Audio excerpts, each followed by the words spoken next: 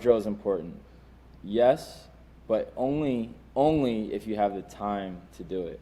So like, if you simplify what drills are doing, if you look at the law of dynamic correspondence, you're trying to find the drills that touch on a few of those five, like the ranges of motion. So like, I love dribbles because you touch on the ranges of motion. What's up, everybody? Welcome back to another episode of the Cheeky Midweeky, where we are making strength and conditioning not boring anymore. And this week's guest, we have Les Spellman, and I have no doubt that this is going to be anything but boring, as Les is a breath full of knowledge. So Les, go ahead and introduce yourself to the few people who maybe don't know who you are. Yeah, and I appreciate you having me on. The intro part's always hard because it's like, where do I start? What do I say? But mainly, obviously, I'm a coach. I'm a dad. I've been in it 10 years. Started off like literally as a janitor, like literally cleaning toilets. Now I can go into that story, which is insane.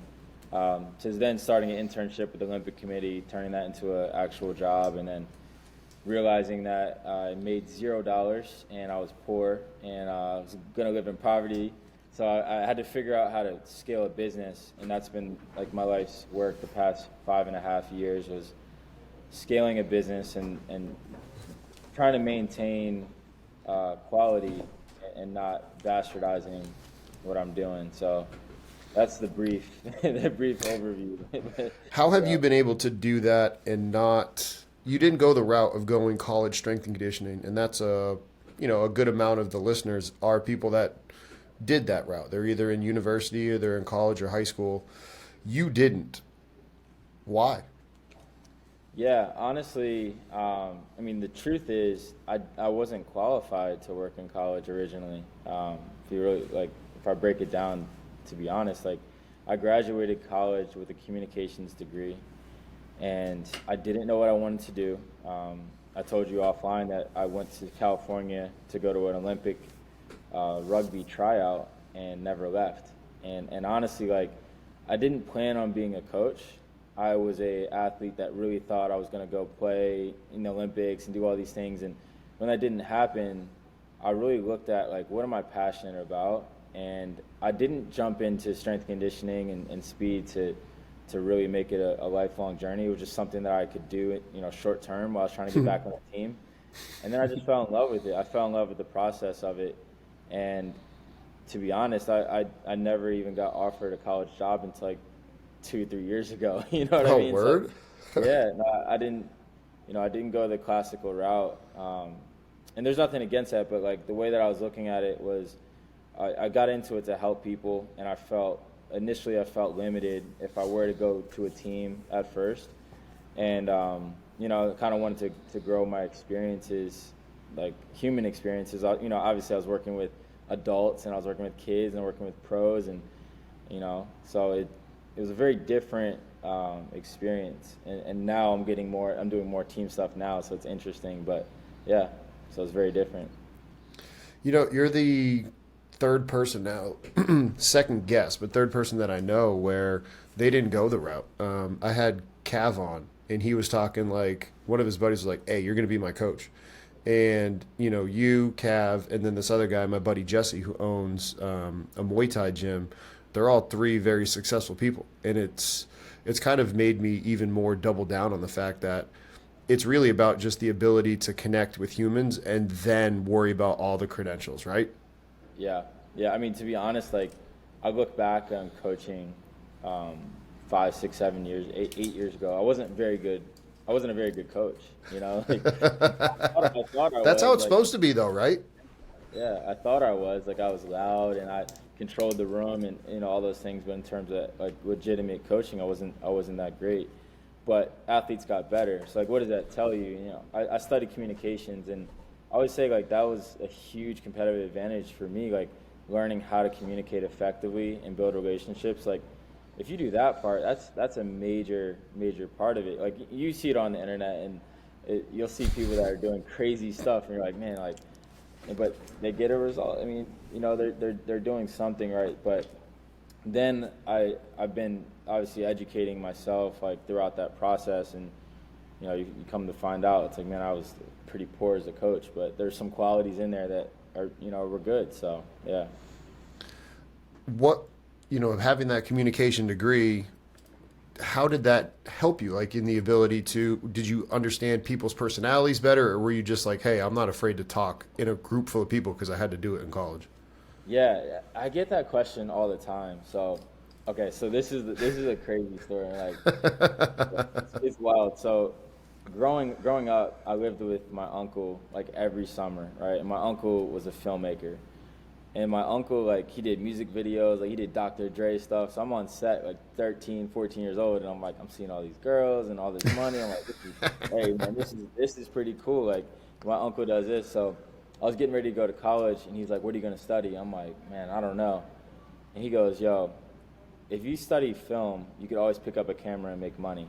Taking a quick break from the show to tell you about our deal we have going on right now in December. If you sign up for Fundamentals Level 1, you will get 1 free year at Strength Coach Network. That's right. Sign up for Fundamentals, our 20-hour long-form education course that has information on every topic in strength and conditioning that will make you a better strength coach, regardless of the field that you're in. Not only if you're a strength coach, personal trainer, athletic trainer, physio, this is for you because all the education about progressions, regressions, motor learning, speed, agility, jumps, you name it, we have information in it. So sign up for Fundamentals, get a free year at Strength Coach Network. Click the link down below. Let's get back to the show. If you go and study something else, like, you don't necessarily have a skill. So I was like, cool. Communications was a mixture of journalism, film, kind of everything. So I took that advice, and I was like, I want to learn these skills. And really what I learned was the art of storytelling and how to structure a story and how to structure your communication. So like taking like these big things, like I want to get faster, and then being able to communicate those drivers to get faster to the athlete is like, here's the process, and then actually implementing that process. Like that was like filmmaking to me, because filmmaking is like, you write this story. It's like, all right, the superhero is going to kill everybody and he's going to fight the bad guys. And in that story, there's like 4 or 5 different periods. Like he's going to learn to be a superhero, then he's going to learn to control it, and then he like actually does the actions of it, and you see the film. So it's funny because like I started thinking about this work like similar to how we were taught in the film school or in the journalism school. And it was interesting. And then the second piece of that is I had a traumatic brain injury when I was younger. So I had a high-speed car accident, broke my femur, had a traumatic brain injury, and part of my rehab was relearning how to read and comprehend and structure thought processes. So like part of learning how to read is taking the words that you're seeing on paper and then structuring them into actual thought. So like I'm reading a paragraph, but then my brain has to then take that paragraph, take the main points of that paragraph and structure it into a solid story. So those two experiences were like, to me, going into strength and conditioning and speed was like, it's the same exact thing. And what I was seeing was like this very binary, like, here's what's on the paper, do this, but there was no storytelling. Like, hey, look, like we're going to take you from A to B, which is storytelling. This is what you're going to go through. You're going to be sore. You're going to be tired. You're not going to like me. And then we're actually going to do the work, and it's going to be really hard. And then you go forward. You know what I mean? So it was like very interesting for me. But yeah, that's what I studied. Yeah. No, that's unbelievable. And starting with the first part of it, you make a great point how it is, your storytelling. And you can see it in some of the videos that you put out there on social media and your ability to convey to people what you want them to do, because as a coach, it's not really what you know, it's what you can get your athletes to do. And that's been one thing that I've noticed about you is it seems like you have this really good ability to articulate what you have in here to get other people to do. Do you think strength coaches should go be an actor? Like you ever read Mike Leach's book? He was just an actor that knew, and then he's like, and he was a lawyer, so he knew how to talk to people and present arguments, and he's like, oh, that's how I became a coach. You think coaches, is Toastmasters even a thing anymore, or am I showing my age right now? No, it is. I mean, I think the skill and the art of connecting and communicating and listening aren't skills that you necessarily will pick up just being in a college environment or a pro environment. I think those are skills that you go and you pick up socially, or you go and pick up on your own, take classes and courses. Like there's like a little life hack that I don't know if everyone knows this, but most of the Harvard Business School courses are free. You know what I mean? They're on YouTube, and you just go and you could take the course. You don't get credit necessarily, but like who cares? You know what I'm saying? You could take the courses. So like I'm taking courses on communication and all those types of things. I think that's a skill set that is so important. But in college, you know, if you look at just traditional, like you graduate, you get your master's, you're a GA, you're an intern, but you work your way up. A lot of times you're being talked at and you're being told what to do, and it limits your creative thinking of like, how can I convey this to a group of people that are my age or older than me or better than me or whatever. Like, you know what I'm saying? Like it levels the playing field. So I think it's a skill set that coaches should spend a significant amount of their free time researching and figuring out, because like the information's there. Like none of us have created anything brand new, but the people that do really well in the industry are taking concepts that other people much smarter have created and then deciphering that information into digestible formats and then getting buy-in from the athlete, coach, sports scientist, whatever. So yeah. Is it harder for you to get that buy-in being somebody that they hire, or is it easier because they kind of went after you? I would say it's both sides, like depending. Like I think the hardest, that's what I like to do, is I like having those challenging conversations. And that's another part of the communications, is like skillful disagreements. And like, you know, you see it on Twitter all the time. Like, I get heated, but I don't care. It's like fun.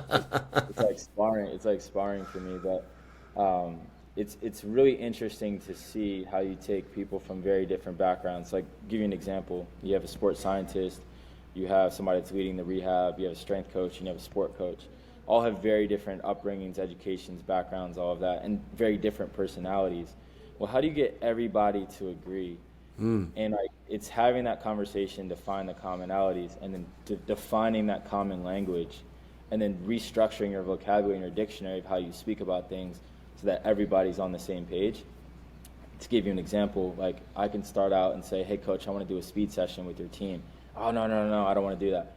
Hey coach, I want to do a warm-up with your team. Yeah, do that. Well, within my warm-up, I'm going to do speed, but it's a concept that they understand, right? So just finding those common language. So yeah, I've had the trouble, but I kind of seek those things out. I kind of look for those experiences because it's fun for me. Like I like bringing together different mindsets, and not necessarily like trying to be an expert. And it's just like, well, how do we connect?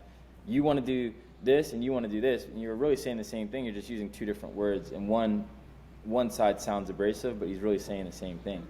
And so yeah, it's been a challenge.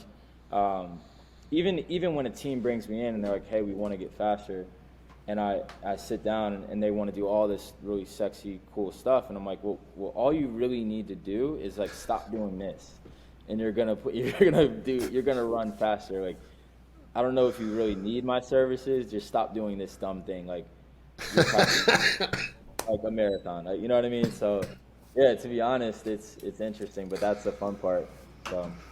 Quick break from the show to remind you to hit that like and subscribe button so that way you get notifications of when more content like this gets released. So click that like and subscribe button, and with that, let's get back to the show. You know what? There's so many things that I feel like we could go with that, because I mean, to be brought in and be like, oh, make my team faster. It's like, well, shoot. Is your first question like, well, what does faster mean to you? Like that way you actually have some sort of metric. Yeah, like define that.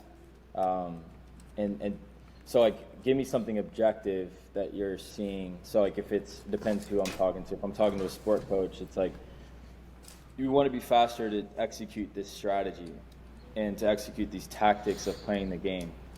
Okay, that makes sense. Now let's go through how we practice currently, and then let's go through what the current strategy is.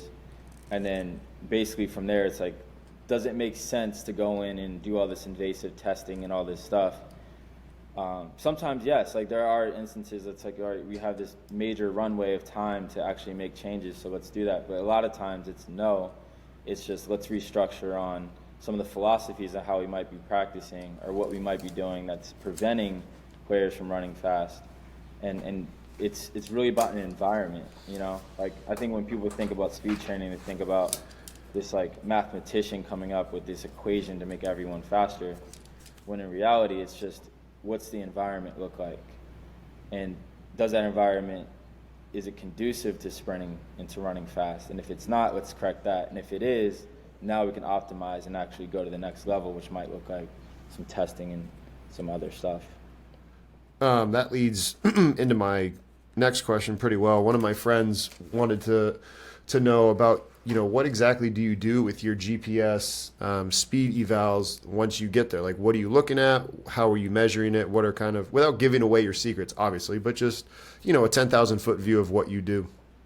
Yeah, there's really no secrets, to be honest. Like, I didn't invent anything. I just find the people that do a really good job and then combine some things together. So the first thing is to go like super high level is some type of physical testing. Now that physical testing to me is like take away all the technical, like how you hit the ground and all that, whatever, and let's just look at time and velocity. So how fast do you run? If you really want to get into force velocity stuff, you look at how do you accelerate to that speed. And that could be done split times, that could be done GPS, that could be done lasers, but some type of physical profiling. So let me understand, I have a squad of 100 players, and across those 100 players, I want to know which athletes are really good accelerators, which guys hit a really high velocity, and which guys struggle somewhere in the middle. So like that's physical profiling. Taking a quick break from the show, everybody. Promises will take less than 15 seconds. Friendly reminder, go ahead, hit that subscribe button below. It helps us out, and it helps you out by being notified whenever we have new content come out. So hit that subscribe button, and with this, let's get back to the show. The second profiling I do is more on the technical side. And really, the first thing I look at from the technical side is, based around your signature of how you run, are there any risks? Based around your signature of how you run, are there any risks? So like, for example, if an athlete spends a long time in the air and has a really far step length, you can assume that they're crashing into the ground with these high impacts. You're going to see a lot of foot, ankle, calf, those types of things. This is all James Wild's research out of England. Or it could be you spend a lot of time on the ground, you have this really short step length, so you spin really fast. Like, okay, like what are the areas that we've seen based on research that are at risk, right? That's the first thing on technical. And the second thing on technical is if we do interventions, what can we change and how well can we change it? So like if you see a certain signature, like everyone talks about this big backside swing, like is it bad, right? No, if we make a change to this big backside swing, is it going to make the athlete faster? Is it going to make them safer? And is it going to increase their performance? If the answer is no anywhere in there, we're not going to change it. If it's yes, we can, and we have a runway, we have a build-up, we have time, we're going to change it. And then the third thing is like just kind of monitoring changes. So there are teams that we're doing this with now where they're taking a technical profile like once every 2 weeks, and you're seeing the effects of gameplay and how it's changing their running signature, and you're starting to kind of predict or look at what might pop up in the future, whether you're going to get slower or you're going to potentially get an injury or things like that. And we're not stepping on any rehab toes. Like, we don't define who's going to get injured. They do, but we give them the information. So yeah, there's really those levels. And then the last level is like if I really want to go deeper and look at force plate analysis. We do a lot of Alex Natera's isometric test, but there's different layers, and not every team does layers, and sometimes it's just give me the last year of practice of GPS data and let's look at how we practice, and come to find out you don't do anything fast in practice and you do all this junk volume. So let's start there, and like let's just change practice and let's see the change. So that's, yeah, it's pretty open-ended, but to be 100% transparent, like I don't build my business around doing consultancy or doing that, so it's more of a passion thing, and I can be very objective and very honest because I'm not doing that necessarily for the money. I'm doing that because it's a passion, and I don't play video games, so like that's what I do, for video game type stimulation for my brain. So yeah, long answer, but yeah. No, that was a great answer. What do you think about within that force velocity profiling that you talked about? How do you see it being used well and poorly within the weight room, where it's like, okay, we're going to spend all this time trying to high force or high velocity need for people on the field, but then I feel like it gets kind of ruined in the weight room. Have you seen that? And if so, again, not naming names or anything, but just on your experience, what have you seen the good and the bad? Yeah, for sure. Like going back to what I was saying about communication, and you have the strength coach, and then you got the on-field guy, and then you got the sports scientist, and you got the sport coach. And a lot of times they're on very separate pages. So like there's philosophies out there. It's like, well, that force velocity stuff doesn't work. And well, let me look at the other components. It's very dependent, which is why it's a flawed test and it's a flawed implementation, like every test is. But if you don't have the buy-in in terms of building a program based around like sprint-based philosophy, like I'm trying to get my players faster, and to do that, I'm supporting it with weight room and supporting it with practice and supporting it with all these things. You're not going to have the result.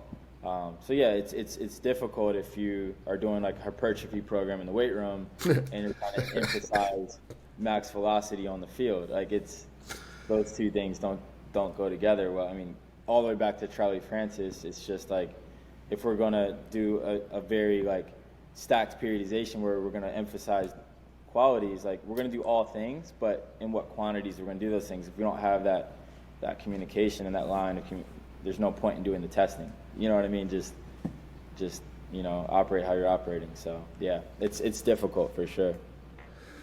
For any of the people that are listening out there, they're like, all right, we're trying to do this and we're in the off season and we're going to do it the right way. What would you tell them? Like, okay, this would be, how you should do it from a 10,000 foot view, the right way based off of all the good things you've seen.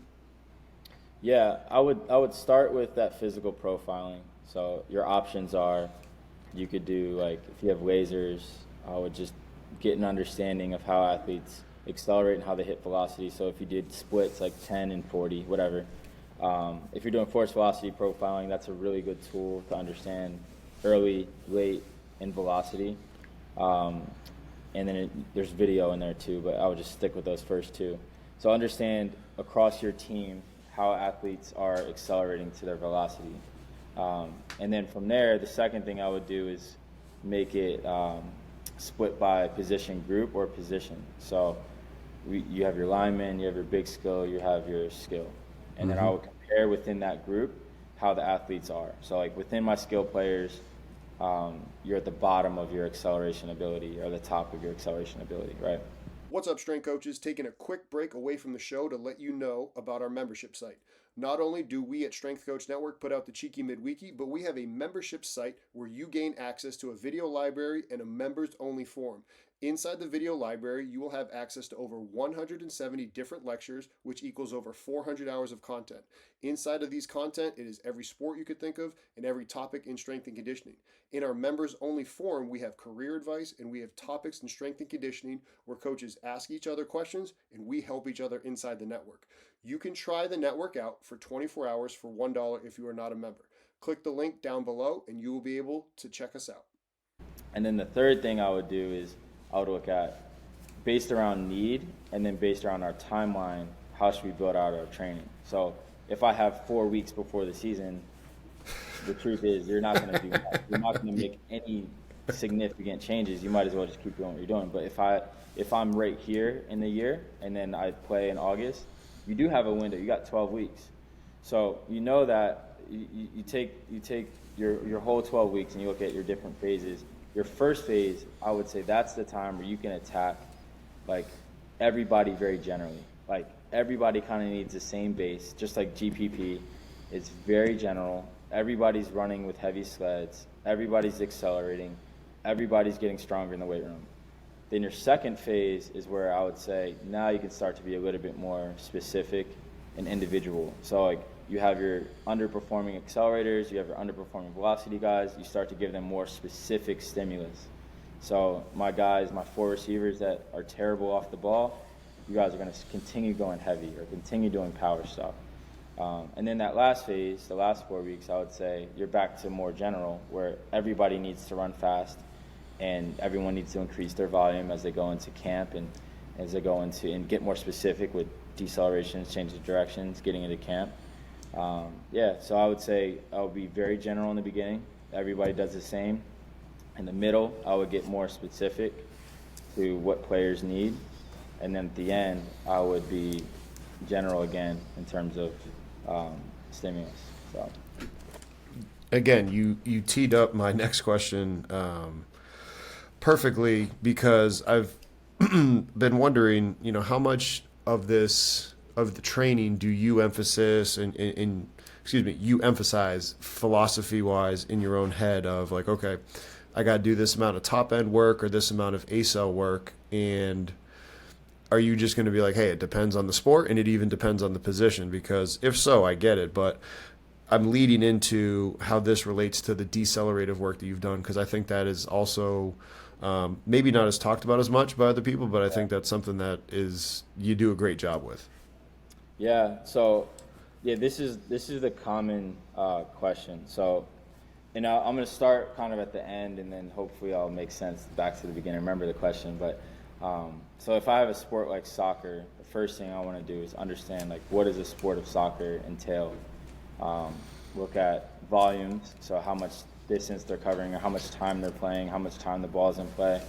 Look at intensity. So, and I'm not the soccer level of intensity. I'm looking at like the understanding of intensity is anything neurologically demanding. So high speed, high accel, high decel. So what is the intensity that we see? Is the game played really fast? Then I look at the density. So like how often, or how many meters per minute, or how often are we accelerating? How many plays per minute? Those types of things. And then I could also look at collision. So once I understand that the sport, then I can start to reverse engineer. So like if in a soccer game they never really play in this high speed zone, it's a lot of aerobic stuff, that might change my emphasis of training. So I might emphasize throughout the week the aerobic side of things more. Now if the game plays middle higher speed, I'm going to emphasize the repeatability and the high speed side to work on that. So I start kind of with that template. So just to give a disclaimer, like if I have a basketball team, speed looks very different than a soccer or lacrosse team or football team.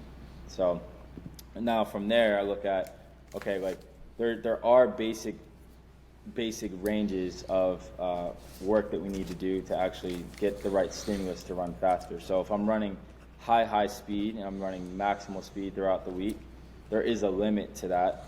And I would say like I wouldn't do anything over like 300 to 500 yards of planned work in that. And that's not saying like walking, I'm saying just like planned work. So if I'm running 30s, things like that. So there's an optimal range for speed. And then there's an optimal range for acceleration. If I want to get quality acceleration work, I'm not doing more than 80 yards of resisted work. I'm not doing a ton of volume in terms of reps and ranges. I'm making those really quality. And then we can start to shape it up is look at, the volume side of things that we talked about is like now I can start looking at the more extensive type activities and how I can build out the rest of my week. So like, does that involve tempo work? Like some people are against tempo work. I'm not. I think tempo work is great. Like then I can start to build out my week. So when I look at like deceleration, I create another bucket. So I have my acceleration bucket. I have an understanding of volumes. Like let's say it's 300 yards of planned work, and I have max velocity. Let's say it's 500 yards of planned work. Then I have my deceleration bucket. So from my deceleration bucket, I have two categories I need to touch on. So the first category I need to touch on is capacity. I need to touch on my maximal ability to decelerate. And the maximal ability to decelerate is always going to be from a high speed to a braking action. So I need to touch that throughout the week, is high speed to a braking action.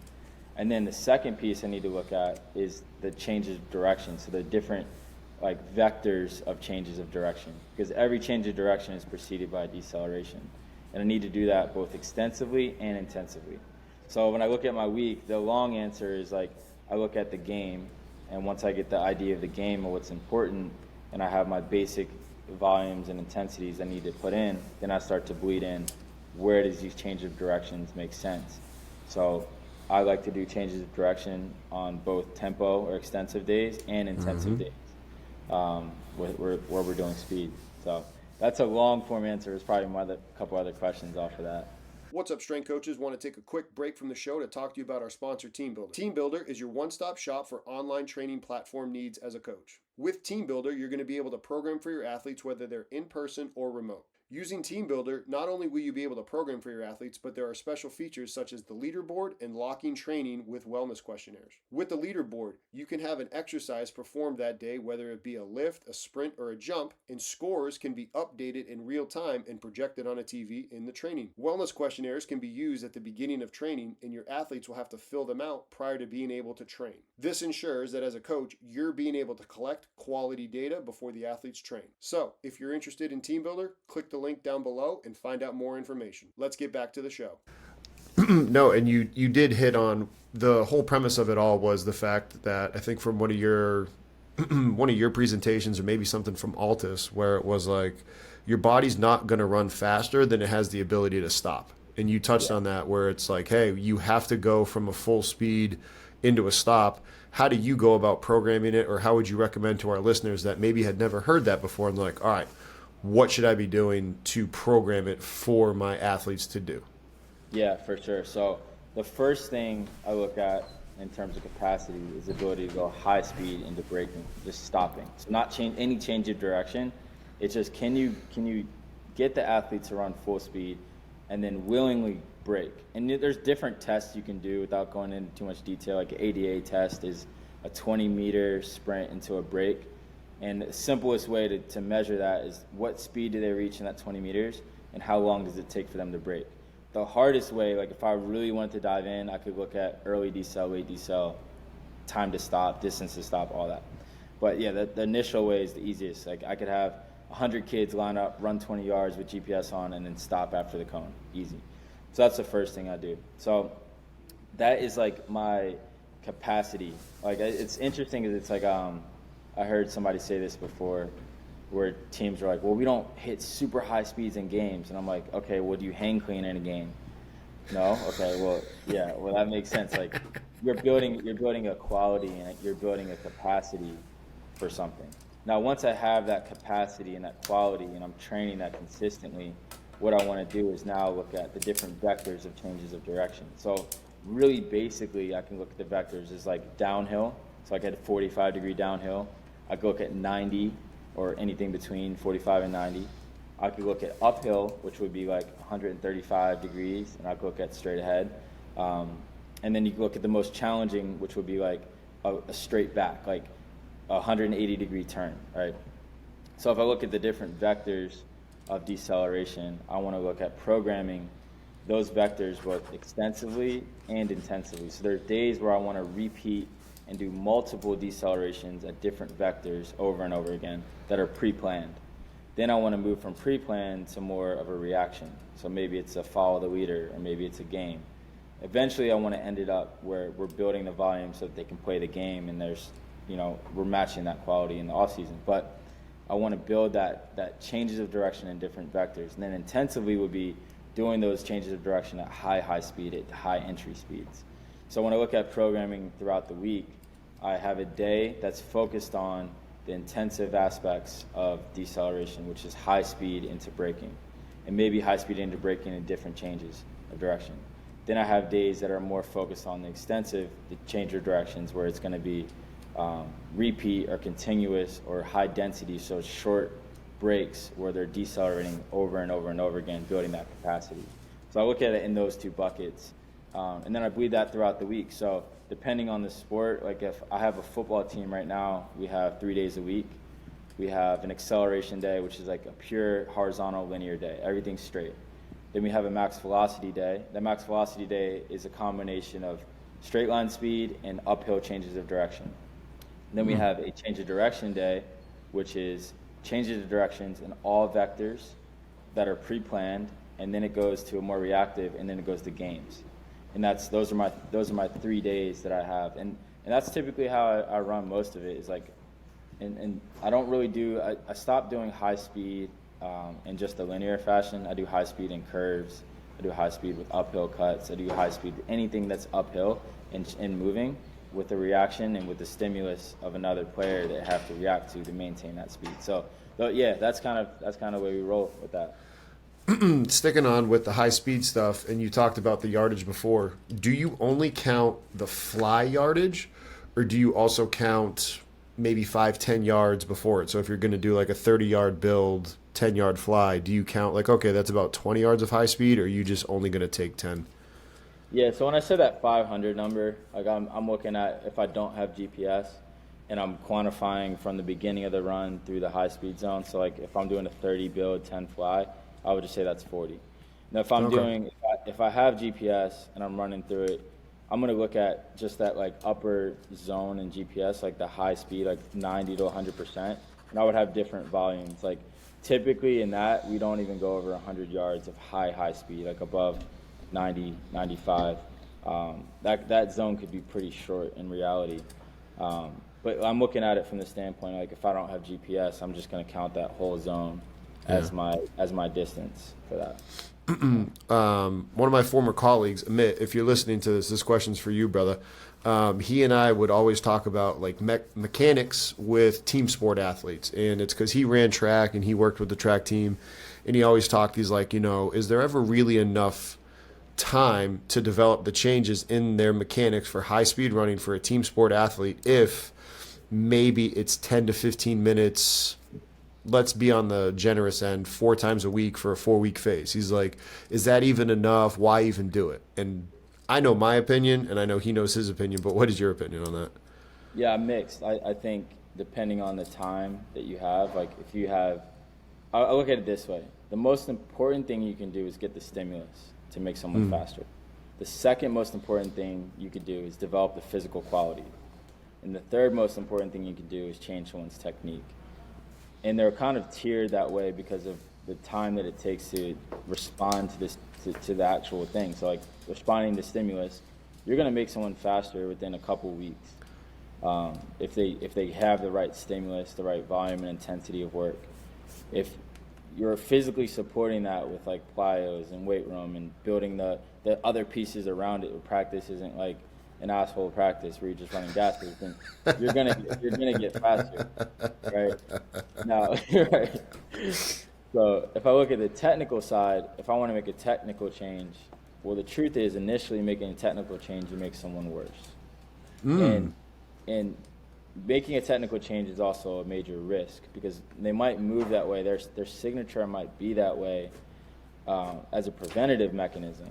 So like they might do something that looks weird to you technically, and you might say, oh, we gotta change it, but it might be something that their body is producing to get the actual result that they need to get.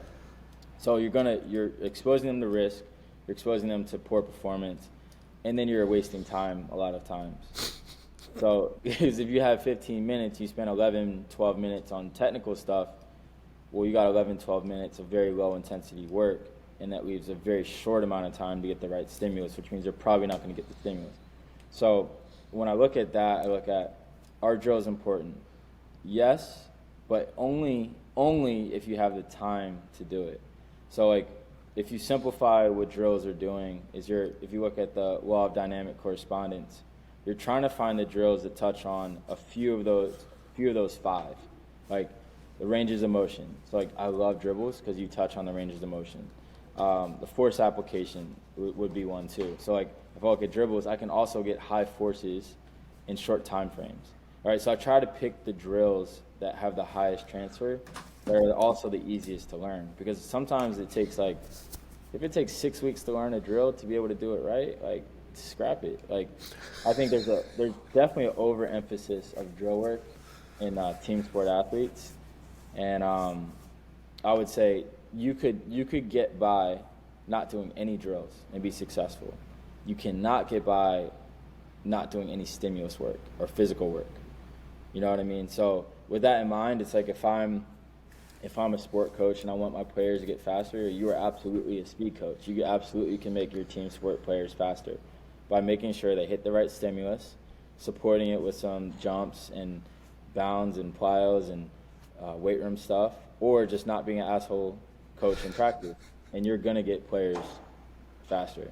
So, yeah, absolutely. That was, I don't know if you've ever said that before, but that's drills are only important if you have time is something that I wrote down, and I'm going to completely build off of because it kind of goes into what we've been talking about on Strength Coach Network for a while now is you don't have that much time to teach Olympic lifts, a hang power, and you can say what you want, but it doesn't have the same ROI and you can't instantly see it, kind of like running. So that's an interesting point, because sometimes maybe you don't have the time and you do just have to kind of put them in there. And something that I've seen on your socials is like, hey, how can you then teach the drill maybe in the rest period? Is that something that you have Yeah. then done when you're in a time crunch?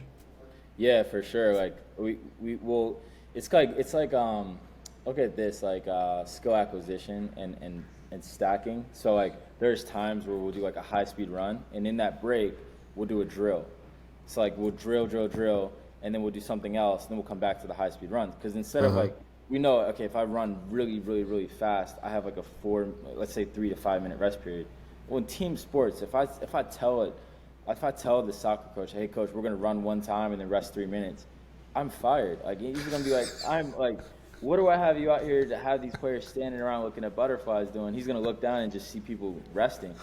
So what I started doing is like, all right, I'm gonna make you run fast, like warm you up, obviously, and then we're gonna go to station 2. So in station 2, we're gonna hold the med ball overhead and do switches or do this or do that. Like it's just filling the time, because drills are relatively low intensity in terms of like speeds that we're moving forward, even forces at times in certain drills.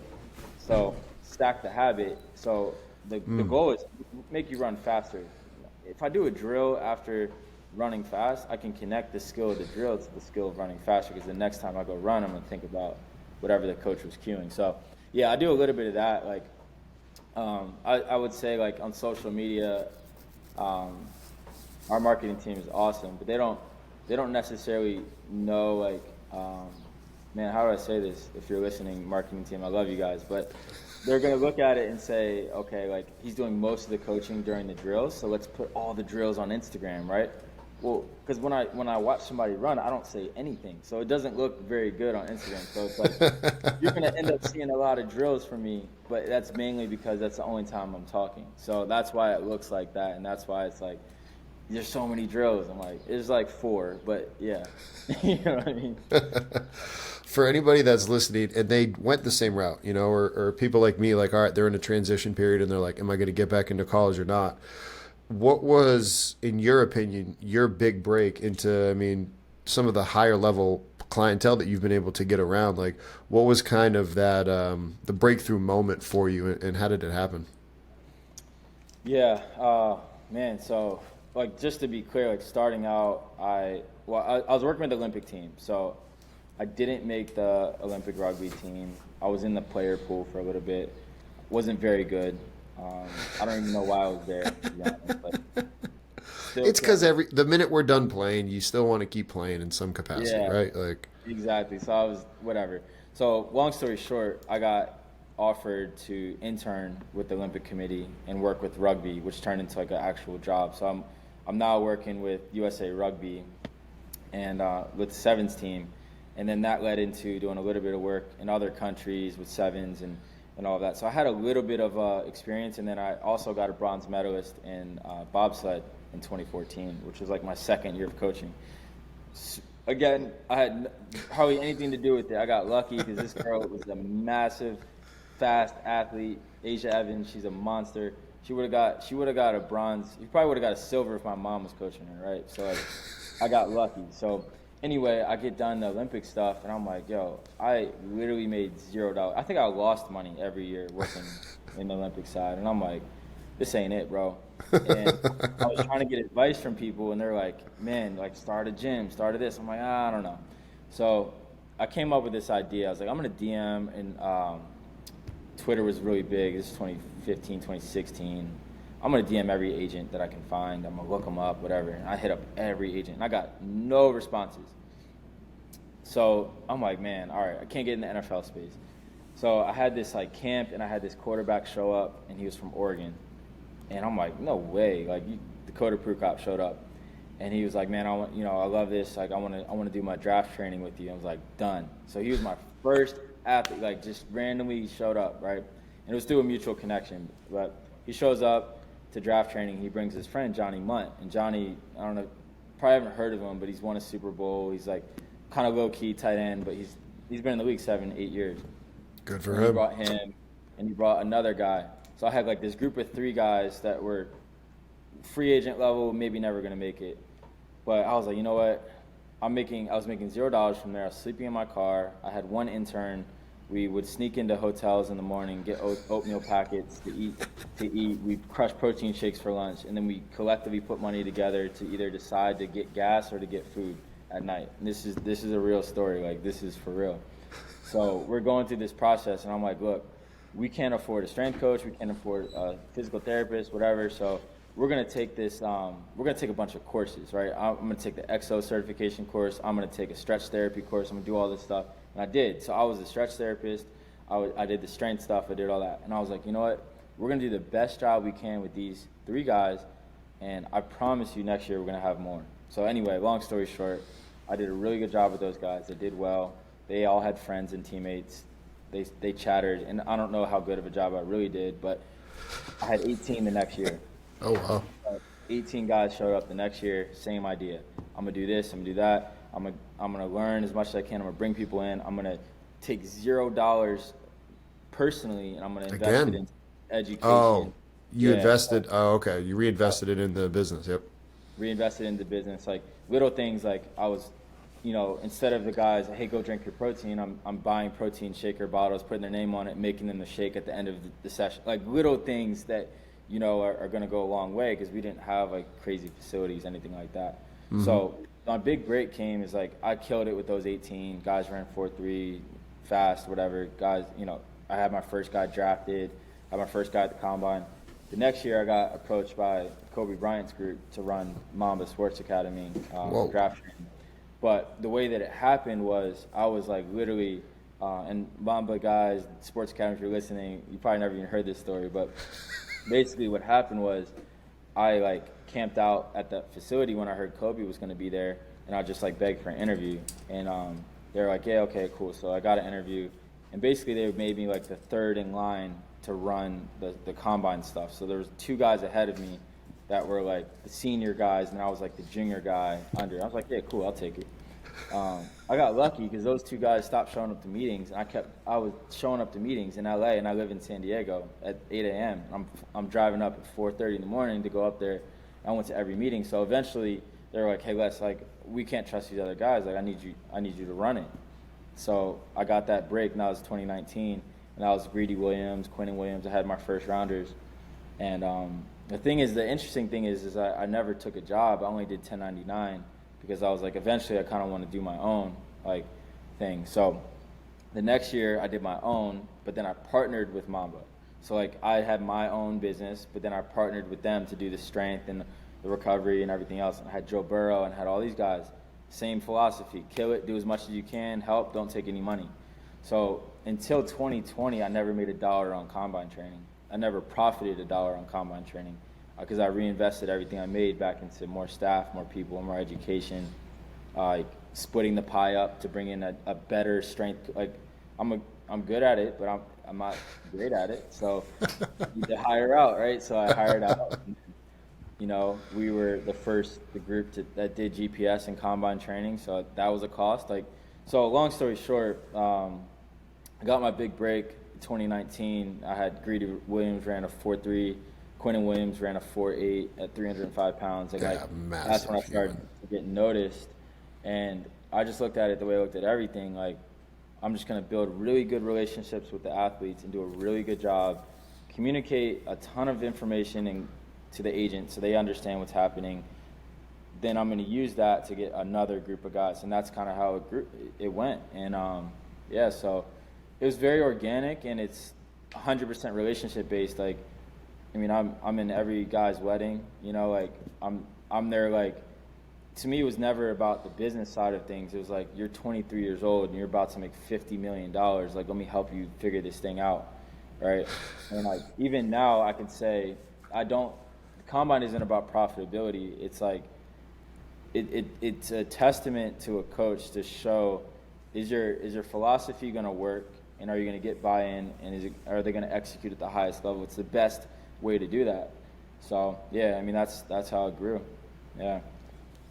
That's awesome. And to any of our listeners out there that just heard that, hopefully it was a inspiring story to just the ability to keep pushing through. And you got to be, I mean, you got to be proud of your ability to just keep pushing through those difficult times. Any specific textbook or things that you've read that have helped you along the way to stick with that mindset? Because that's impressive, man. Yeah, the Atomic Habits is probably like build systems, not goals. So like build your system. Like yeah, set goals, but build your systems and understand that like coaches don't really think as much about investment because like to be truthful, like a lot of coaches don't have like the capital to invest into businesses and other things, but coaches can invest time and energy, and like the time and energy investment reaps massive benefits. So like the time and energy spent building a system or building your culture or building your mission or building your vision is going to reap like huge effects long term. So like that's Atomic Habits helped me.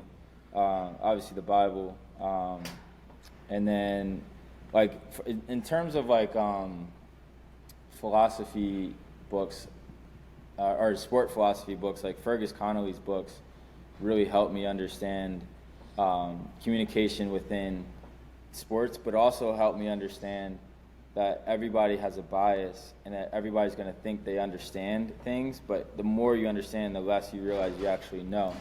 Whew, So ain't that the truth? yeah, so like it helps you maintain that. Like Jay-Z had a lyric. He was like, or Biggie had he's like, I'm gonna attack this as if I was an intern. Like the day one, I was everyday mindset of like I'm an intern, because no matter how much you know, there's still like this mountain of knowledge that someone else has, and you have to be able to humbly learn from them, but still do your job and have confidence. So like having that ability is massive in sports. Like you do need an ego in this field. You know what I mean? Like I think you do, but it's how much and is it controlled? Because end of the day, you have to face the kids that you have to have confidence in front of. The athletes have to have confidence in front of. So like Fergus helped me understand I don't really know shit, and like attack it with confidence, but be open when you get feedback. Like go seek it out and seek out some negative feedback about how what you've done you might have thought it was good, but how did it negatively affect someone else within your system, and you know what I mean? So yeah. No, man, I appreciate it. There anything that we didn't talk about that you want to have a soapbox on and have the ability to say something on, or if not, man, I'm gonna let you go and enjoy the rest of your day. Yeah, I mean, honestly, like I look at this field, and like I'm sure a lot of people have this. Is like you look at Twitter, you look at things. It's kind of depressing. Like our industry is very interesting. The way that we operate with each other and communicate with each other, and like I would just encourage people just to be real, and like if you don't like something, say it. I don't care what badge you got on your chest, because the more people that start doing that and start being real and like, hey man, I don't like this, or I do like this. Like we have to get to the point in this industry where people stop accepting bullshit and stop accepting less. And like until that happens, like we don't move forward. Like we don't have the respect that a PT has in some fields, in some industries. Like, you know what I mean? They look at us like, oh, you're just in the weight room, or you're just on the field. So I think a lot of that comes from us not speaking up on stuff and being real. Like, and we have to kill this culture of like you eat shit until you become a director. Like that's not the reality. Like that's not the reality. Like you need to be in a culture that builds you and grows you, so you don't repeat that cycle. So yeah, that's like the main thing that I want to speak on. So No better way to go out. I agree with you on that. You got me at a loss for words. I appreciate that, man. I'm going to leave it down in the show notes, but any specific site or places that you want people can get information on how to get in touch with you and what you're doing? yeah, I'll just like I really try to not like I suck at self promotion and stuff like that. So really there's two things that I'm working on that are important to me. So the first thing is just like the consultancy side of the business, which includes combine and all that stuff. So like if you want to chat about that stuff, like Spellman.com. The other thing I'm passionate about building is a software platform called Universal Speed Rating, and that's universalspeedrating.com. And we've built that. We got an MVP going. We raised some money. Like It's growing. We're about to launch something that's like insane that I've been working on, investing time, energy, money, everything into over the next couple months. It's gonna like be really, really, really cool. So check it Like out. measuring thigh angular velocity and ground contact time. Like what do you tease it a little bit? Let the people give them a little something, something. Yeah, without going into too much detail and Yeah, just repeating tease it, myself, just a little bit. it's it is a tool to measure what you're doing very easily, like Perfect. very easily, very simply, and track athletes and all that stuff. And if you look at our field in sprinting, it's hard because it's a horizontal motion, it's moving. It's not as easy to track as golf and baseball, so like those industries are way further ahead. We're catching up to that, so I think in the next couple months we'll have something that will be very shocking and very, and again, I'm not trying to like, self promote, but at the same time, my mission is to help as many people as possible and collect as much data as possible that we can make objective decisions over. So that's been my mission on that side. So yeah, universallspeedrating.com, that's coming out, and then yeah, let's get it. Appreciate it, man. I'm going to put those in the bottom of the show notes, so that way both sites everybody can see it. And appreciate you taking out the time to talk with us today. Of course, yeah, anytime. Have a good one. I am the Director of Human Performance at TCU. I've been in place here for, this is my 16th year with TCU baseball. Prior to that, worked with football for about 13 or 14 years. And yeah, so baseball season just started last week. We're underway, and so life is busy. So let's dive into, actually, first of all, the 16 years. How can our listeners out there create stability in a world that's pretty unstable? Yeah, so when I started in the field of strength and conditioning, I saw my mentors at the time. Just the field was. Hold on a second, Justin. You're good. Oh, sorry. Come on. I'm gonna have people popping in and out because my office becomes an equipment room. You're good, dude. Don't worry about it. So back to my thoughts there. I saw my mentors having a job hopping away, making 30 some grand at the time. This was 15 or 20 years ago, making 30 grand in strength and conditioning, working 80-hour weeks, and switching schools with their kids every 3 years for the next opportunity that was 5 grand more, 10 grand more. And early in my career, I moved, I think I had 13 or 17, I can't remember, something like that, 13 addresses in the first 3 years of my career. And I hated moving, and I didn't want to be that person. So I was just like every other strength coach, young strength coach, got to the job at TCU and thought, man, I'll be here 3 years and then it's on to something bigger and better. And it just didn't happen that way. I loved Fort Worth. I loved TCU. I loved the people that I was working with alongside my colleagues. And it just grew and we kept building baseball. The program kept getting better and better and better. And it just turned out to be a place where I wanted to stay, I guess. I really don't know how it happened, because I was a young strength coach that thought, man, I'm out of here in 3 years, right? I'm going to go somewhere else, next job, bigger, better, all this stuff. There wasn't anything bigger and better at the time, I guess. And we made TCU bigger and better. How do you handle being on the road? So you're not traveling and having new addresses, but baseball season, it's a lot. Traveling with the team, how do you handle that? And any of our listeners out there that maybe they're basketball or baseball strength coaches and they're traveling and they're struggling with that balance, what would be a piece of advice you'd give them? Yeah. So one of the best things that I've done in the last 2 years was out of necessity. And that was to move my morning groups. We found time in the afternoon to start training, especially with baseball. It was a nightmare having 6, 7 a.m. groups. And sometimes you have to do that. We had to do that previously, but we found and made time for our athletes to train later in the morning, early in the afternoon before practice. And that was one of the best things I've done to, I guess, create a better work-life balance.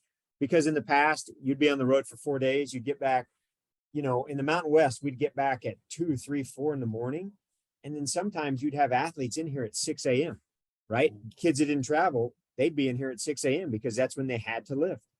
And so that work-life balance was a nightmare. You get off the road on a Tuesday. Even if we just play across town on a Tuesday night, you're still not getting home till 10:30 or 11. Wind down, it's midnight. You've got a group at 6 a.m. possibly. And so moving groups out of the morning and trying to structure it where they can get sleep, where I can get sleep.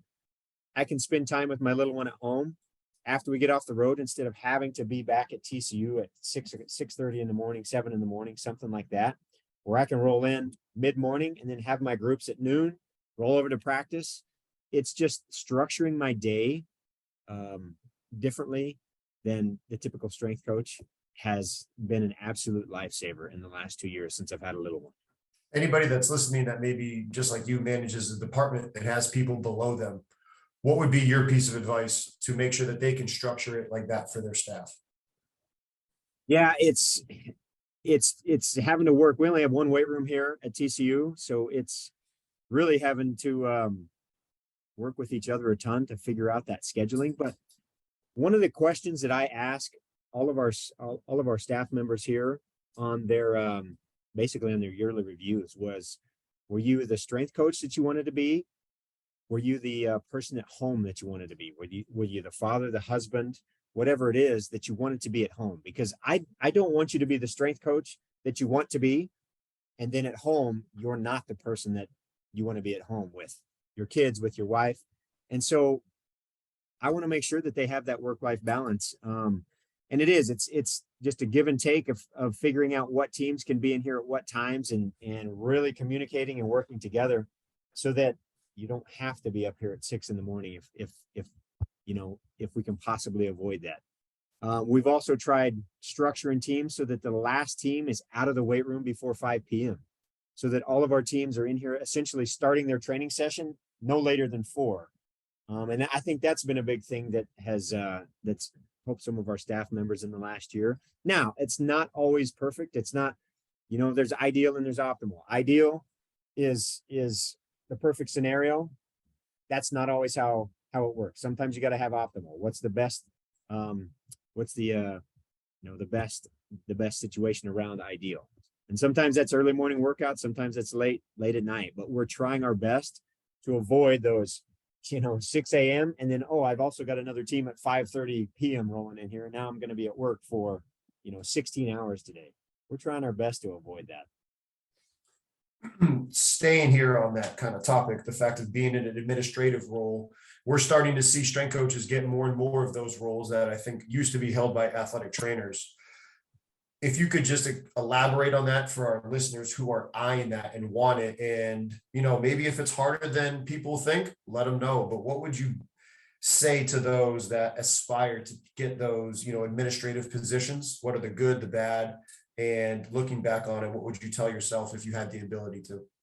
Yeah, so the good with it is just the ability to start, in a way, kind of blending thought processes into a holistic approach. We know that it's not just the siloed approach is antiquated, and that's what we see so much of in strength and conditioning, is that strength and conditioning is siloed from practices, from the skill development, from the technical and the tactical aspects, from the sports medicine, and they're all siloed.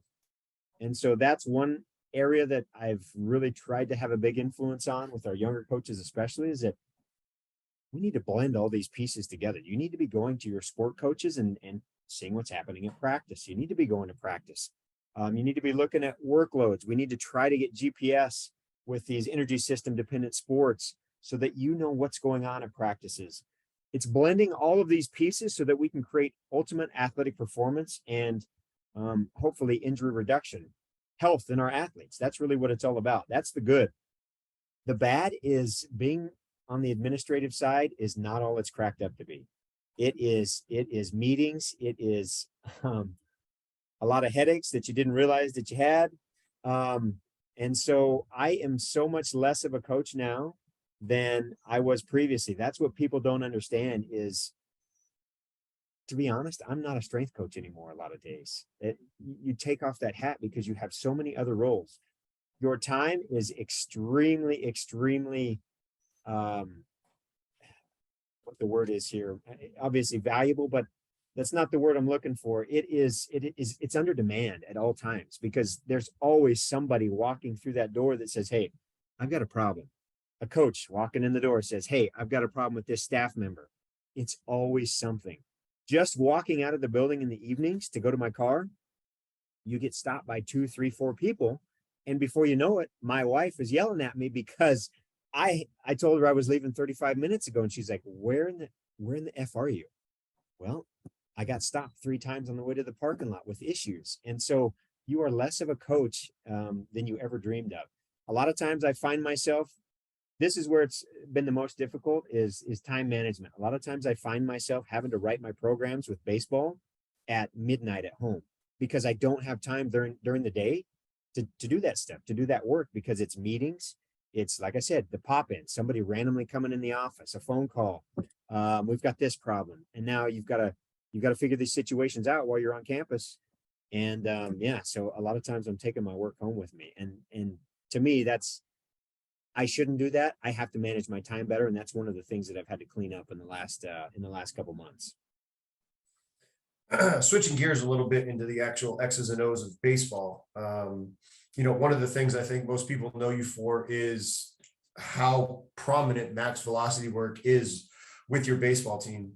If you don't mind kind of just diving into a little bit of that and how you've been able to evolve it in your time there.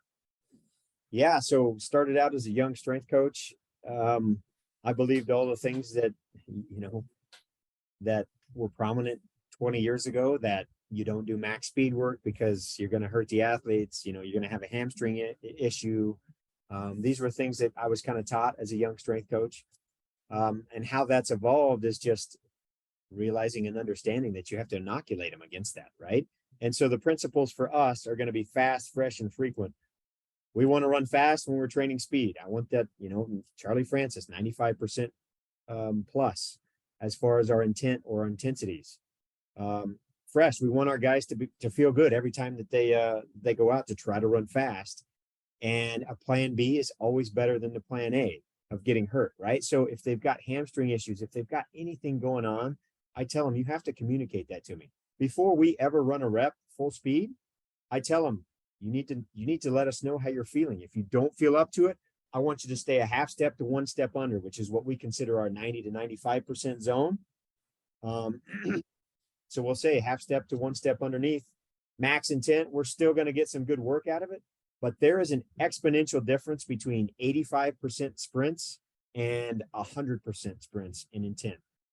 We had a Zoom this was last semester or 2 semesters ago with Dr. Hypertrophy from the University of Wisconsin. And he is the lead researcher for hamstring injuries in the NFL.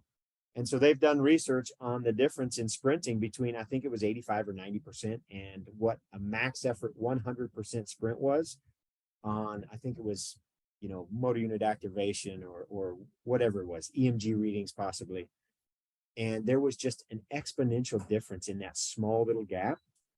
And so if we've got guys that are having issues, we say 90 to 95%, that half step to 1 step underneath full intent, we'll still get good work in. So it's communicating with the athletes on that fresh. And then frequency, we want to touch max speed every week, essentially. So I tell the athletes this all the time, that frequency is the most important thing. Baseball is a real challenge because the athletes go home for 5 weeks before they start the first day of practice, essentially. And so they have to stay on their stuff. That's why you see so many injuries in spring training and preseason baseball. That's when all the injuries stack up, is because they've been on their own for the previous 4 or 5 weeks. And if they haven't been doing their stuff with intent that we want, matching the demands of the sport, you're going to come in and you're going to break in those first 4 weeks of practices. So that frequency has to be there. I tell them, I don't care if you lift in the weight room over Christmas break. I don't care. That's not what I need. I need you to be hitting the volumes, the intensities, and the densities that we're going to see on field in practice, so that you're matching the demands. The barbell isn't out on the field. I don't need you to match the squat demands of baseball. I need you to match the movement demands. And with that means we have to hit high speeds on a weekly basis. for any of our baseball or even softball listeners out there, has there been, or excuse me, what was, if any, pushback you had from the coaches on being able to touch that quality? And then what would you advise to our listeners that are trying to work with their coaches and their high performance teams? Yeah, I don't know that I've ever really gotten any pushback. And part of that is because I continually educated our coaching staff from the moment I got into TCU and I took this job. I talked about this in the presentation at CVAPS. It's a continual education process in our staff meetings, throughout the year. Really, if there's something I want to do, change, I'll notify those guys, but I'll educate them on why we're doing that. So even just on my interview process, I had a PowerPoint put together. I mean, most coaches are doing something like this. I educated them on the standards that I have, all the principles of our programming and how we're going to operate. So they knew before they hired me what they were getting. The first day or the first week that I was on campus, I did that same thing again for the coaching staff and the players, because I wanted the players to understand exactly where I was coming from, all the principles that I believe in and how we are going to train. Speed and power are the first of those principles. That's what we're going to chase speed and power all day long with our athletes. And so I educated them from the first day. And we used to do that. I don't necessarily do it as much anymore with the athletes because it's a continual education process in the workout, the training session itself. But for the first, 10 or 12 years, I would sit down with the athletes when they walked on campus that first few weeks, and we would go through that PowerPoint again. And I would tell them, here are the standards, the principles, everything, the expectations that I have for you in our training sessions, so that there was never any question, just to get everybody on board. So to me, it is a continual education process, because the only reason that coaching staffs wouldn't allow you to do speed work or anything else that should be happening in any competent training session is because they are uneducated about it. They're uneducated, right? And sometimes, yes, you're going to find coaching staffs that won't bend, and that's a tough situation. But to me, you can always overcome that with education. And there were times outside of speed development that I did have to educate and was beating your head against a wall all the time. But eventually it got through. I used to have our orthopedic surgeons come in. In fact, we had our spine ortho come in, and he gave a talk to our coaching staff on pars fractures, because we would have a plethora of back injuries, right? And so I preach about this all the time. In the South, we see pars fractures all the time. So pars fractures, for the listeners out there, are basically a stress fracture in the lumbar spine from overextension and rotation. They are the most common teenage injury, especially in males, that you are going to see across the board. Happens in the South a ton because warm weather, we are playing all the time. You don't really see it much in the North. So we came in, we had the spine ortho come in and give a talk to our coaching staff on pars fractures, how they come about, why they are not the fault of the weight room, and just educate our staff about why they are prevalent in baseball and what's going on. And so it was a chance to educate. And coming out of that meeting, our head coach had a better understanding, because I could talk to him all day long about why the weight room is not creating these pars fractures. It's 1 hour, 3 times a week in the weight room is not the problem, versus these high school kids who are playing baseball for, 5 hours a day, taking swings in a cage with 2 different coaches, a lessons coach on the side as well. And then, they're doing this for 20 hours a week. The weight room isn't the problem. And so I needed somebody else to get that message across. And so we've done things with our orthopedic surgeons to help get that message across. I mean, that's fantastic. Anybody that's listening to that, hopefully you wrote stuff down, because I know I did, about how you could potentially work to educate. Did you also have, throughout the educational process, were there any times gaining groups of the players, like, hey, you know what, my friends at these schools, they're not doing this and they're more successful? Just because, again, I know our listeners out there, they have situations like that. They talk about it, on the site. Has that happened, and how do you handle any of those situations with your athletes? And if not, I mean, that's awesome. More power to you. Yeah. So no, I really don't face that problem ever. And part of it is because of the culture that we've instilled and the culture that has been in place for the 16 years that I've been here. Myself and the head coach, who is actually at Texas A&M now, he left a year ago, the former head coach, we were very much on the same wavelength as far as culture development, as far as the standards and expectations of the program. And so I couldn't have been put into a better situation. And that's really what should go back to the first question I think you asked about how have you been at some place so long? It was because the head coach and I saw eye to eye and had the same standards, expectations across the board for the program of where the program needed to go. And that's where you see a lot of problems with people moving in our field. It's because the head coach and the performance coach, strength and conditioning, don't see eye to eye, and it's continually butting heads. And sometimes you have to make exceptions or find another job in a way. But that is why I was able to stay in place for so long, is because of that. And because of those standards, expectations, and the culture we set. We don't have athletes that come in here and say, hey, I want to do this, this, and this, or I don't believe in what we're doing. My buddy's doing this. I saw this on social media. I really never run into that problem. And I would attribute some of that to the fact that we educated them early on when I would come in, and I would give them all those, educational talks to emphasize why we're doing what we're doing so that we didn't have any backlash against it. I really don't face that problem at all.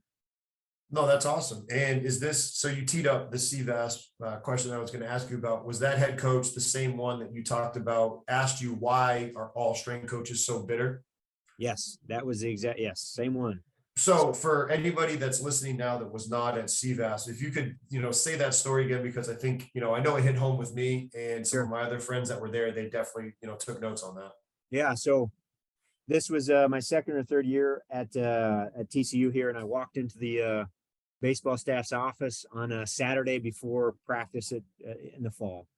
Football was on the road. I didn't travel with football at that time, or that Saturday, that particular Saturday, and so had a Saturday off. Or no, let me rephrase this question. We had a recruit coming in on Saturday.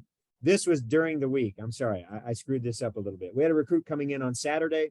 During the week, I walk into the office and our head coach says, hey, we got a recruit that's going to be here on Saturday. I need you in here at 9 a.m. Talk to this kid. And I didn't say anything, but I showed it in my body language. And he snapped at me and he was like, why are all strength coaches so jaded? And there was a few more choice words in there than that. But I was like, what the hell is this guy talking about? He's like, every strength coach I have ever worked with is jaded. They're a pain in the ass that hates their job, that hates life, and act like you. I was like, man, I walked out of the office, bitched to friends, bitched to colleagues. And then I realized like this guy was right, because my attitude, my energy towards something that I love, which is developing human beings, developing athletes through the vehicle of strength and conditioning. I love it. I was portraying the attitude and energy of a lot of my colleagues that I had basically been around, because what I had come up in strength and conditioning, and a lot of my current colleagues at the time were traditional strength coaches. I don't know what to call it, but your traditional old school strength coaches that were like, F the staff, F administration. Everybody's out to get us. They all hate us. We don't get paid enough. We get overworked. And all these thoughts and feelings that really, a lot of strength and conditioning coaches have. And I realized I was letting their energy, their attitude reflect in me to my athletes and coaching staff. And it was from that moment on that I realized I had to change. I had to be somebody different. I couldn't do that anymore. And really what it was if I was going to go anywhere in this field, especially with TCU baseball, the head coach at the time, it was going to have to be me separating myself from all the traditional strength and conditioning, thoughts and feelings that I had grown up in. And so that was the moment that I switched, and it was a life-changing moment for me. And then on top of that, the other big thing that helped give me authority for all the listeners out there was social media. It was being a positive influence on social media and just using it at the time to educate, because my coaching staff saw that. They read the stuff that I was putting out. The administration here saw that. I retweeted an article one time by who was it? Let's see. I can't remember. Worked in administration, he's a big time baseball strength coach. Anyway, he wrote an article, I believe, that talked about how strength coaches are undervalued, underappreciated, and how you can create, more of these things for yourself. And I retweeted it and wrote a little thing on it. And our athletic director was like, "Hey, I just saw your article. Want to talk to you about this. I want to see how we can be, we can create change in this field for you guys."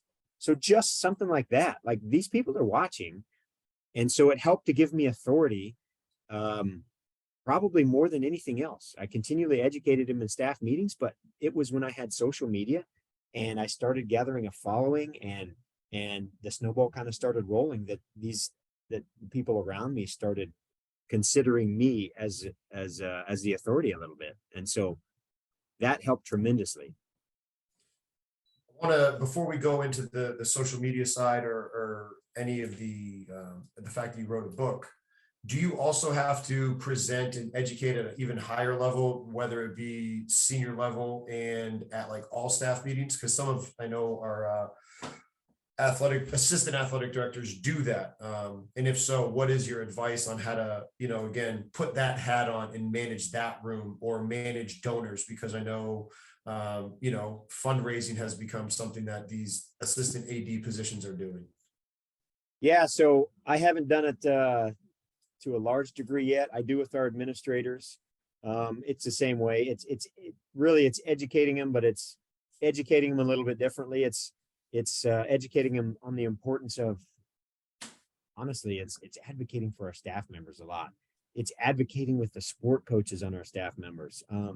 What I probably do more of is just that, advocate for our staff, to try to get raises, to try to change titles and things like that. It's very early on in my tenure as far as a director now. I think I've been in this role officially overseeing everything now for right at a year.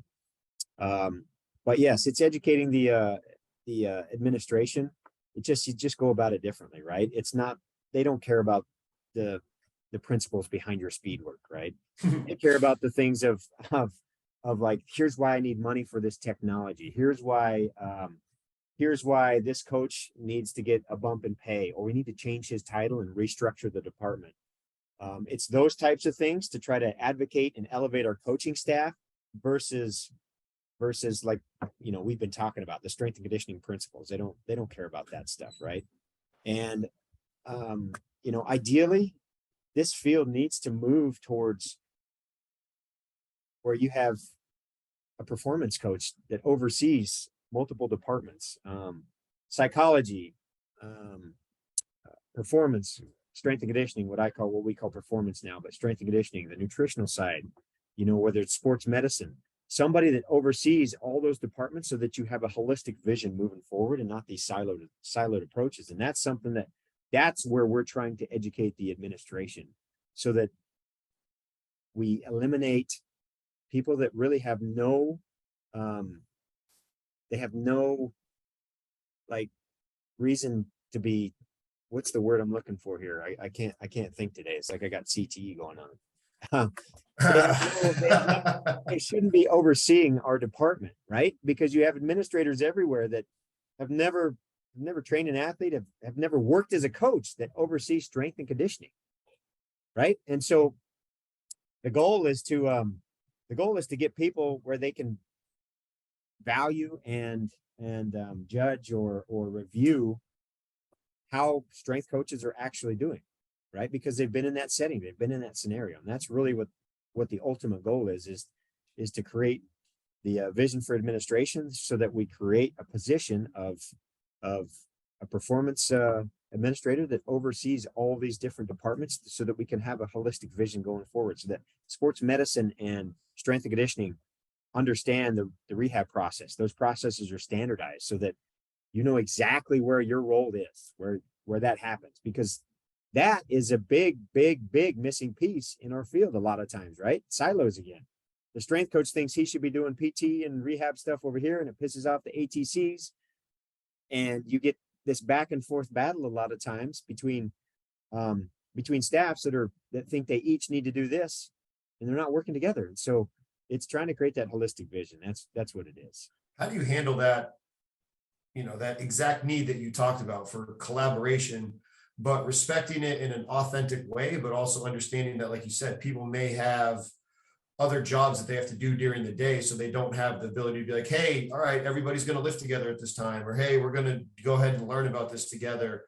How, in your opinion, does that get resolved? Yeah, I mean, that's not an easy one. For us, it is it's trying to create the relationship as best as you can with the other departments. And I think when you have your performance coaches, we have a very, very fortunate situation in that all of our staff basically has a big sport and then one other Olympic sport in there as well. So, I've got baseball. I train rifle as well. The office next to me, Coach Larson, has women's basketball and equestrian. And so when we only have a few sport responsibilities, it's trying to get that coach to go and be involved with the sport as much as possible. I talked about this at CVAPs as well. The field is going to where strength coaches are very specialized. And so we want you to be at practice. I want you to know what the hell's going on at practice. I want you to know the demands that are happening, what your coach's expectations and standards are at practices. And when you're a part of the team in every facet, you have relationships with your athletic trainer because you guys are working hand in hand. And so that's the thought process we want is I need you to be involved with the team at every level, not just in the weight room. Because when I started 20 years ago, it was, hey, soccer team will be up there at 2:15 to lift. I did a, mobility session, quick mobility session, warm up. We're off to the lift.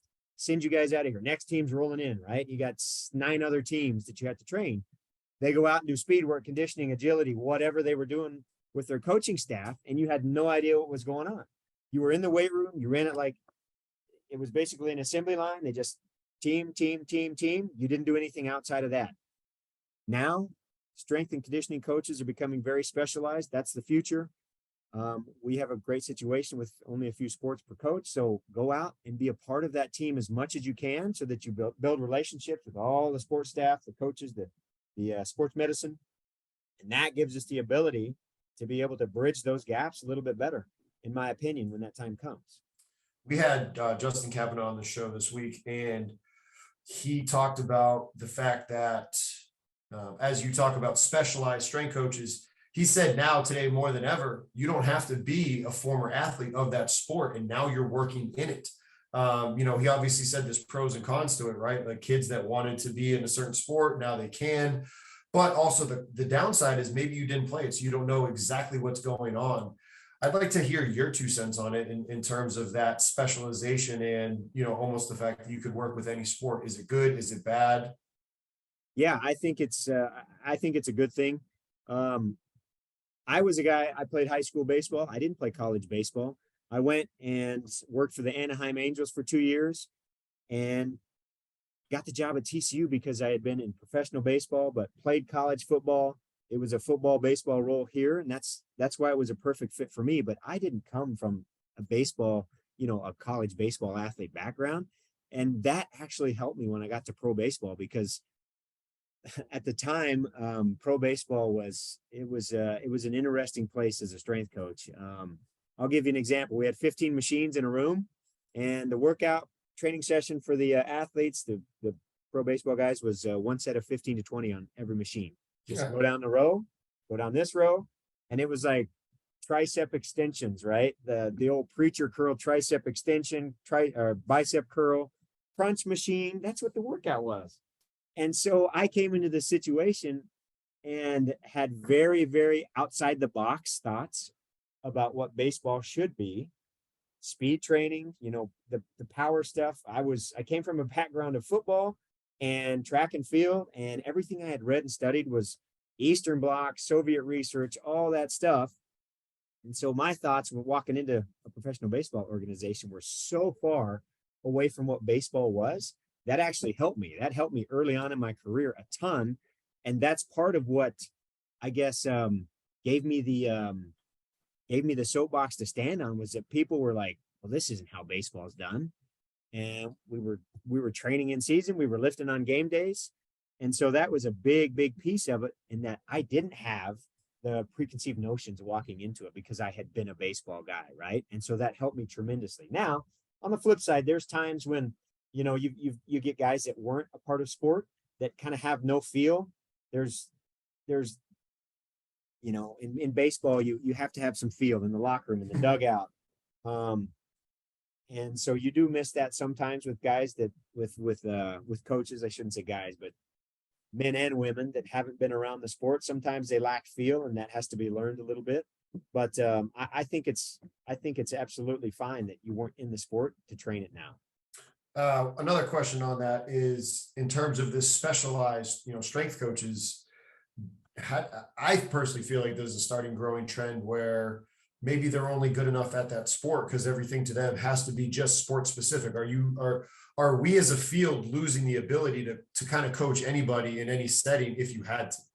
Yeah, that's the one downside of it, is you get tied into one thing, and you know, if you don't have a great network around you to learn, and you know, places like strength coach network to go see other stuff, then yeah, I think you get tied into your thoughts a little bit too much, and I think it limits you.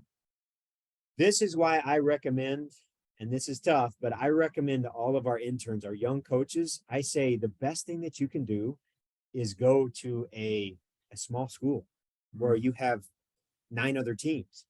Now, the problem is that you end up having to run the weight room a little bit too much, as that assembly line where you have to bring a team in, they're out, bring a team in, they're out. You might not get to participate in practices as much, but you get so much more out of time management, out of building efficient systems, understanding how to manipulate the space and the equipment that you have. I was a GA, an athlete and a GA at Missouri State. We had 6 racks. We had, you know, 2.5 med balls. The interns here, we have a room downstairs with probably 90 to 150 med balls, right? They have access to anything that they want. And I'm like, when you leave here and go somewhere else and you're actually paid to coach, they're not going to have this. They're not going to have 12 6-pound med balls and 10 4-pounders, or, you know, 15 10s. You're going to have a 12, a 6, and a broken 20 that's spitting out sand. And you're going to have to figure out how to make this stuff work. And the best thing you can do is go somewhere where you don't have everything, because then you really, really learn not only how to coach, but how to program efficiently around your equipment, your space, your time. And so I think the best thing young coaches can do is go somewhere that's not a Power 5 with access to everything.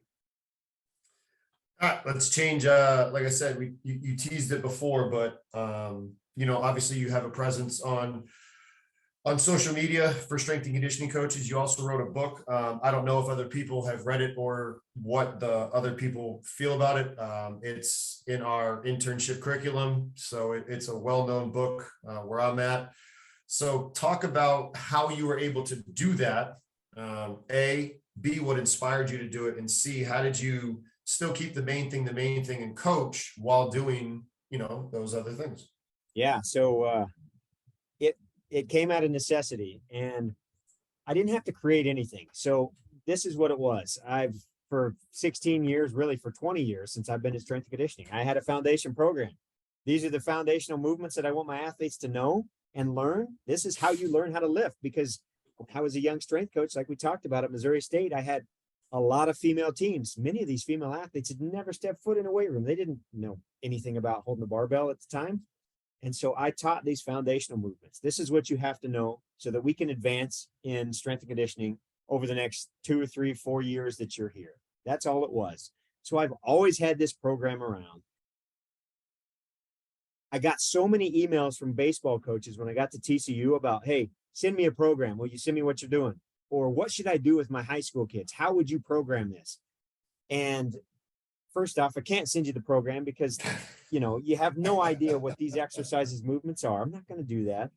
And so it was just a continual beating of, what should I do with my athletes? What should I do with my athletes from high school coaches? And so I knew the need was there. And so, you know, it took me 14 months to write the book. And I would say 11 of those months were staring at a screen, trying to like figure out what I should say without telling somebody what to do. How, because how do you tell somebody what the workout is? There's so much context that goes into it. And I was like, man, I don't want to tell everybody the secrets. I don't want to give them all the secrets of what we do and how to implement this. So how can I sneakily type this thing up so that you really don't know what we do, but you kind of do? And then I heard he was a famous baseball coach at LSU that had won multiple national titles back in the 80s. And he was implementing sports psychology at the time when nobody else was. And he gave away the program. He wrote it and gave it away. And I heard him do an interview and he said, they said, Coach, you're giving your program away. Everybody's going to be beating you at national championships now because you're giving them the secret stuff. And he's like, nobody else will run this the way that I run it. It doesn't matter what I give them. I'll tell them everything. Nobody will ever run this the way I run it because I run it unique to my system. And the light bulb went off and I was like, that's it. That's absolutely it. And so the day I heard that, I started typing. I took a Saturday and I might've wrote this in 2 Saturdays actually, but then, the refining process, all that. I just started writing. When our kids step on campus the first day, I started writing what we did. Here's the warm up. Here's what we do with them. Here's how we teach the front squat. I wrote it verbatim from what we do. And that's it. And that was the easiest thing I ever did. I spent 11 or 12 months like smacking my face on a computer, not knowing what to write. How should I type this? How should I do this? And then I just was like, screw that. I'm just going to write this out, how we do it. And then I'll take it from there. I'll pull stuff out if I need to. I didn't pull anything out. And so you just have to do it. That's all it was. And how did I do it? I did it during baseball in season because we have lots of travel and downtime. We got snowed in one time at Kansas, at the University of Kansas in Lawrence. Couldn't take a flight out of Kansas City, so took a 9-hour bus ride home. And so I wrote probably 3/4 of it on that, created some of the charts. So baseball in season is very, very helpful for when I need to create a product. But that's how it was just tell people what we do. They're not going to run it like I do. And it's so funny because I guarantee you, all your coaches out there that are thinking about putting out a product are having the same thoughts I am, and that I don't want to tell people the secrets. I don't want to tell them what we do, how we structure this. BS. I'm telling you right now, that book has sold a whole bunch of copies, and I get emails every day from coaches that say, hey, how do we do this? How do we set up the program on Mondays? And I'm like, I literally put the Excel spreadsheet in there. It's like the workout's in there. It's in there. That's telling you that they will not do it like you do it ever. I get that all the time. Hey, we don't know how to, how do you do 5 sets of 5 on the front squat? Is it this? Is it? And you're like, no, it's just, they won't do it like you do it. Nobody will be able to copy what you have. So just put it out there. I've heard Boyle say the exact same thing, and I feel the exact same way as you.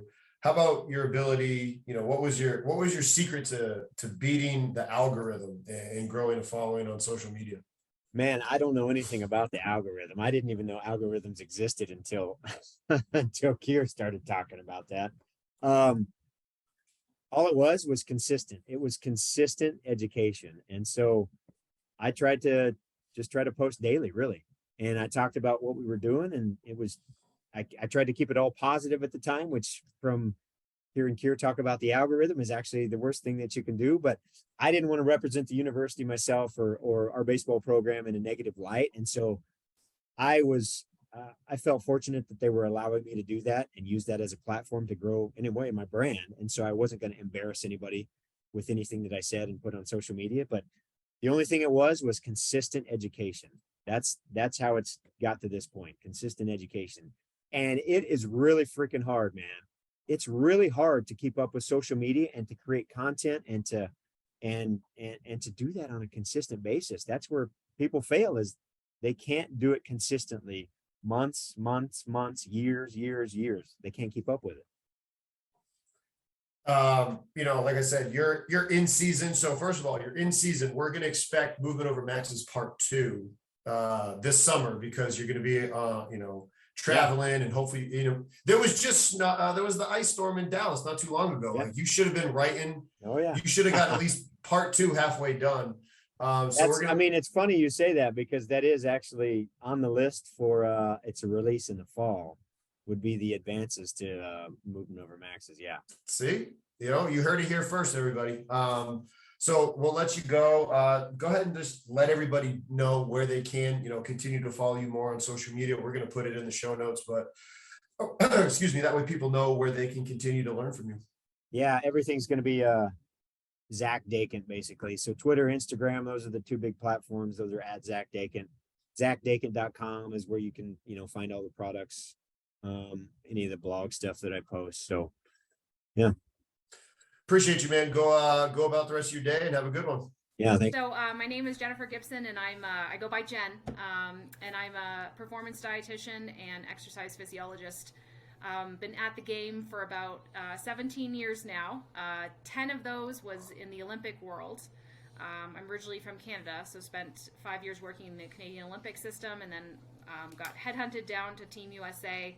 Spent 5 years in the Olympic world down there, and then got recruited into the NFL, and spent the last 7 years as sports science coordinator and sport dietitian for the Chicago Bears. Throughout that entire time, I've done a ton of fun little consulting projects, worked in women's pro tennis for 6 years, worked with the New Orleans Saints as well, a bunch of MLS teams and some NBA clients.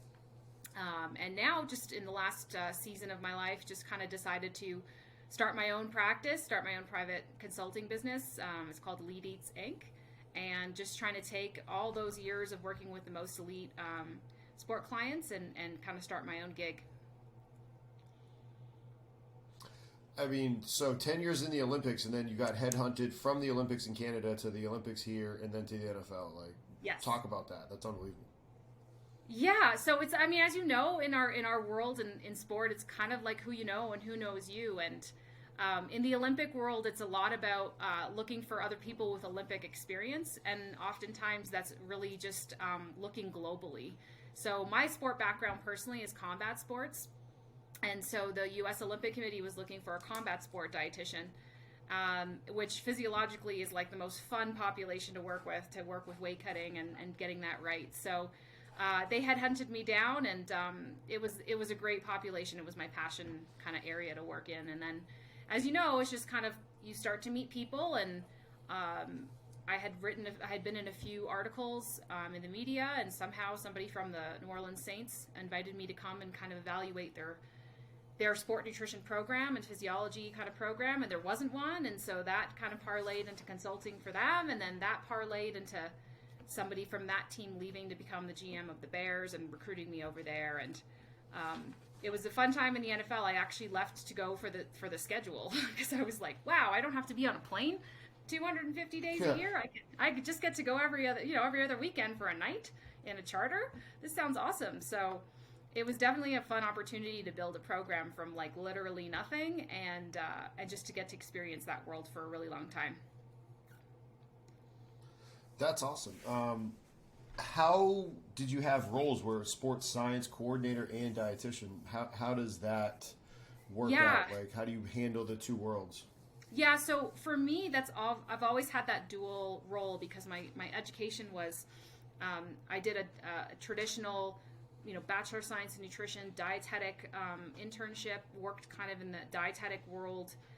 But then when I went back to do my master's, I did a pure 100% ex-phys master's, like a separate master's. It wasn't a combined program with nutrition. And so basically did a pure, applied physiology stream, worked in a physiology lab when I was doing that. And so that kind of lended itself into the duality of my practice over the years where, like I say to some of my interns, I can go from writing a menu for a team to analyzing GPS reports, and my brain's just been trained to go both ways that way. And so it's just a byproduct of how I came up in the system. I mean, that's impressive that you could, be doing both, but at the same time, it's probably beneficial because if you're working with strength and conditioning coaches or sport coaches and it's different times of the year, and then you can interpret what the data means for the amount of workload that they're doing, and then try to properly prescribe the nutrition that would help them with that certain phase. Is that things you were doing? Yeah, and really I think like just having a sound understanding of applied physiology and testing and how you can kind of incorporate that.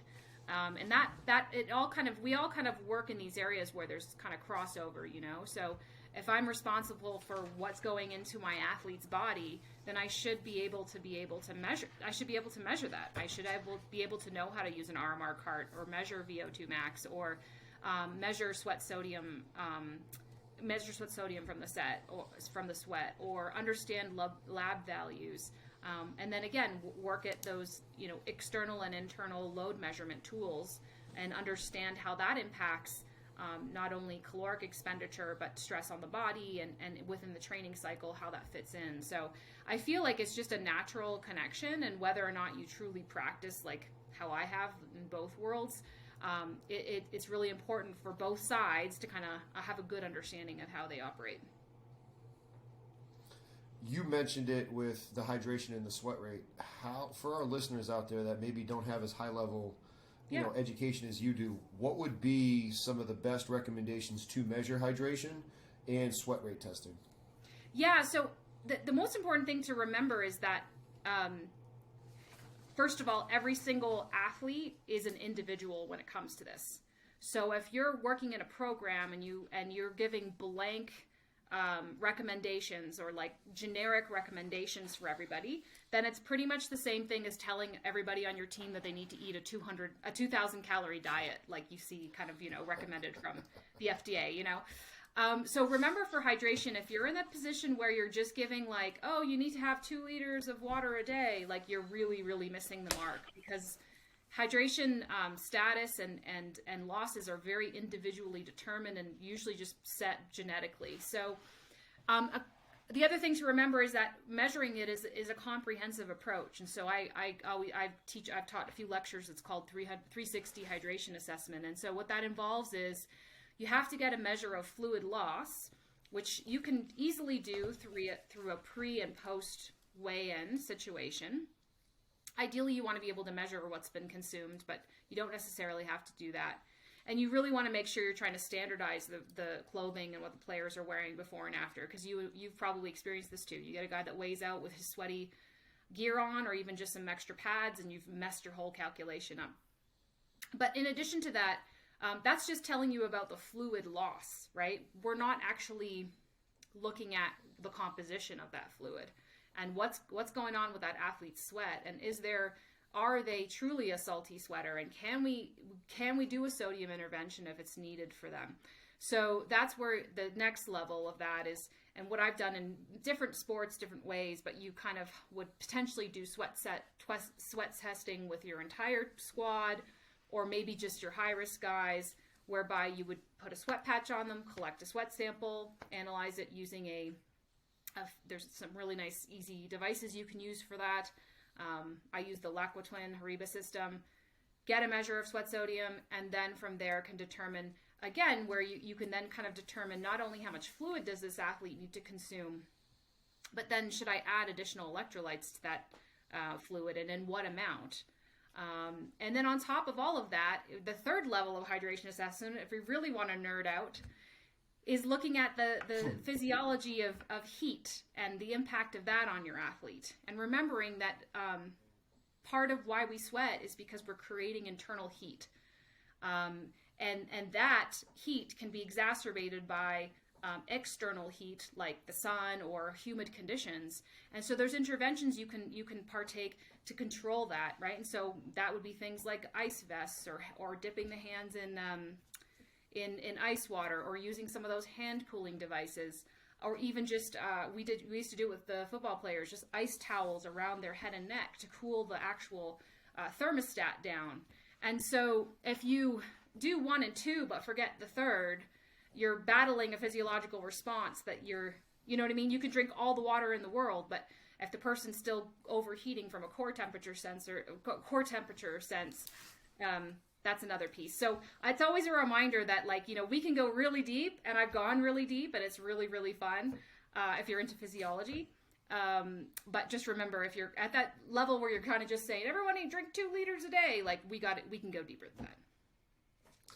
So I do want to go deeper with that. And as you were talking about it, one of the, like I've done some sweat rate testing with a company before, and we'll do that. We'll put the patch on their arm. We'll go through a training session, very similar to get it. And then we'll analyze it. This is how much fluid, this is how much of it is, sodium. So I'm sticking with you on all that. Yeah. The first thing I want to ask about is you mentioned the temperature in which you do it. So if you do that sweat rate testing on a day that's maybe hotter, more humid, first question, is that going to be invalid data than if it was just a outlier in terms of how hot it was? That's a really, really good question. The short answer is not really, because while that environmental temperature will impact the fluid loss, so how much sweat they actually produce overall, the sweat sodium concentration is very, very much kind of just set to who you are as an individual. So it can be a little bit modified by, like, if the athlete's having a really, really high salt diet, or if they're having a really, really low salt diet and they make a huge change. But truthfully, that sweat sodium is kind of going to be what it's going to be for you as an individual. So an environmental stressor would not necessarily impact your results for the sweat sodium piece. Yeah.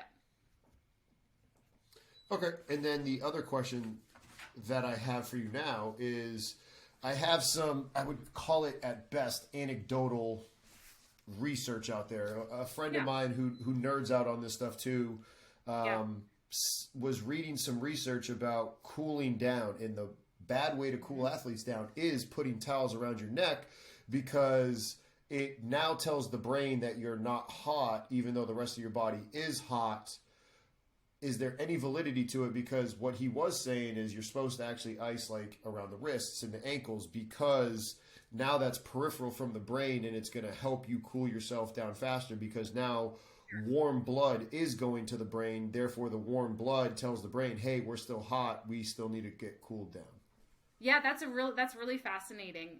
You're like, we're going right down my favorite alley. So like, yeah, is going down into the research about like the location of your cooling, and if it's like location specific. And so I don't know the answer to that right now. What I do know is that when we have had players that have had kind of the cooling towels around their head or neck, there's also kind of a psychological component of them calming down a little bit that's also helping from a emotional, psychological perspective, and for us in football, it was just more convenient because they have gloves on a lot of times if they're catching balls and stuff, and so it was harder for us to use the hands.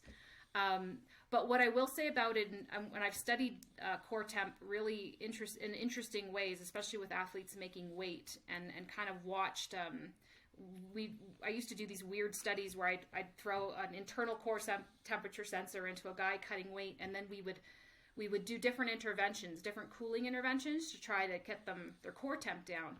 And one of the observations we made was that it took quite some time for the body to actually have a reaction to the cooling stimulus, because it kind of takes time to start cooking. It's almost like an oven. It takes time for the oven to cool down too. And so so it's interesting. I mean, I'd love to like dig into that physiology a little bit about it being localized to the brain and versus the hands, and it's a really fascinating question. So I'm excited to read and learn a little bit more about that, because this is definitely a nerd out area for me. Speaking of nerd out area, what was the biggest thing that you would then nerd out with on the data analysis side? Because, it is a hot button topic, and our listeners, a ton of them have Catapult. So what has been the biggest nerd out moment for you within the technology side? We kind of talked about the nutrition side. Oh, that's really interesting. To be honest with you, the most interesting challenge for me working in that side of things has been, as a person who understands data and going deep into the data, we can get really, really busy with like getting deeper and doing stats and looking at correlations and seeing if we can find these little connections to things like, previous injury and what's is it, can I develop a risk assessment based on that and use all my data and kind of come up with risk scenarios and all these fun like scientific things. And within us in our nerd world, we can really geek out on that and spend time, this is my model, and we can assign almost a met value to our load, and then we can prescribe based on mets. I mean, we can get really geeky about it. And but one of the most important learning things that I've been geeking out on, honestly, is that 90% of my coaches don't care about any of that. All they want to know is like the bottom line and how it impacts them. And so part of what I really geeked out on as a side geek project was trying to find different ways to present the data in a way that the coaches would absorb it and take it and value it. And that in and of itself is a project, because for me, I had almost like a repeating year evaluation with the coaches to ask them, like, was this helpful? What do you want to see? Is this displayed properly? How are you getting these reports? And we migrated to a system whereby we created our own internal system that was on the scouting database, where the coaches were already going to watch film and integrating the data with that point of contact they were always interfacing with, and I had started off at the beginning with like handwritten reports on their desk with like magic marker and all that fun stuff. And then I've talked about this before, but we ended up migrating all of the data into a percent gain for everything as a metric, and that was something a lot of coaches understood better than maybe just a generic load number. So if I said to them he did 100 for 150% of his volume for a game, they could process that. So for me, it's been an interesting game of just understanding the coach and understanding the position coaches, because they're not the same in terms of what they want and what they understand. And then maybe I was crazy, but I had a different way to display it for different people based on what their needs were. And to me, that was a fun project, just to learn how best to communicate that. The fact that you've been able to do that, and you were doing it at the National Football League level, what piece of advice would you give to our coaches who might be thinking, I'm bashing my head against the wall trying to connect and relate to my coaches, but I just heard her talk about it. What was your secret? Talking to them. That sounds really basic, but it happens all the time where we just make these assumptions and we don't really sit down and talk. And we actually don't educate them either. And so something I used to do every year was I'd sit down with the new crop of coaches, because as you know, inevitably these people change, and I would just present to them what it is and what it's not and how it can help, and almost like do a little bit of a sales job every year, but realize that we are support staff and we orbit around the sun, which is the coaching staff. And that's a good one. Yeah, but it's true. And so realizing No, I that, know. That's why I laugh. Yeah. Like, I'm not mad. I'm just laughing because you hit the nail on the head. Yeah. So if you take that posture and realize where you are in the galaxy, then feeling success is being able to be a part of your orbit, and for some coaches it's more, and for some coaches it's less. And you can sit back and nerd out with your friends and get your fix that way. But true success is having that coaching staff just like value what you're presenting to them. You know what I mean? And if it's just speed, max speed all day long, and they love it, yes, you feel embarrassed when you talk to your data analytics friends, but guess what? If they're valuing it and using it, who cares? That's just my opinion. No, you're right. I mean, like, it gets back to the core of like, you just kind of got to kill your ego and check your ego at the door, so that way you can serve the people that you're supposed to actually serve, right? Like, oh yeah. I mean, one of my mantras always, and I had it in my office and I have it here now in my home office is and it actually comes from the Olympic world. The Olympic world very, very much adopts this model, and it's team first. And it's how can I serve this team? And maybe it's how can you serve the club? And if you truly, truly adopt that, and you're like, how am I going to help the club today? How am I going to help these players today? If you truly ascribe to that, like in your core fabric, you can't go wrong. But a lot of people are the other way. It's how do I serve myself today? How do I look good today? How do I posture myself with the head coach at this meeting today? So if you're putting ego first, then usually it's not going to result in some good outcomes.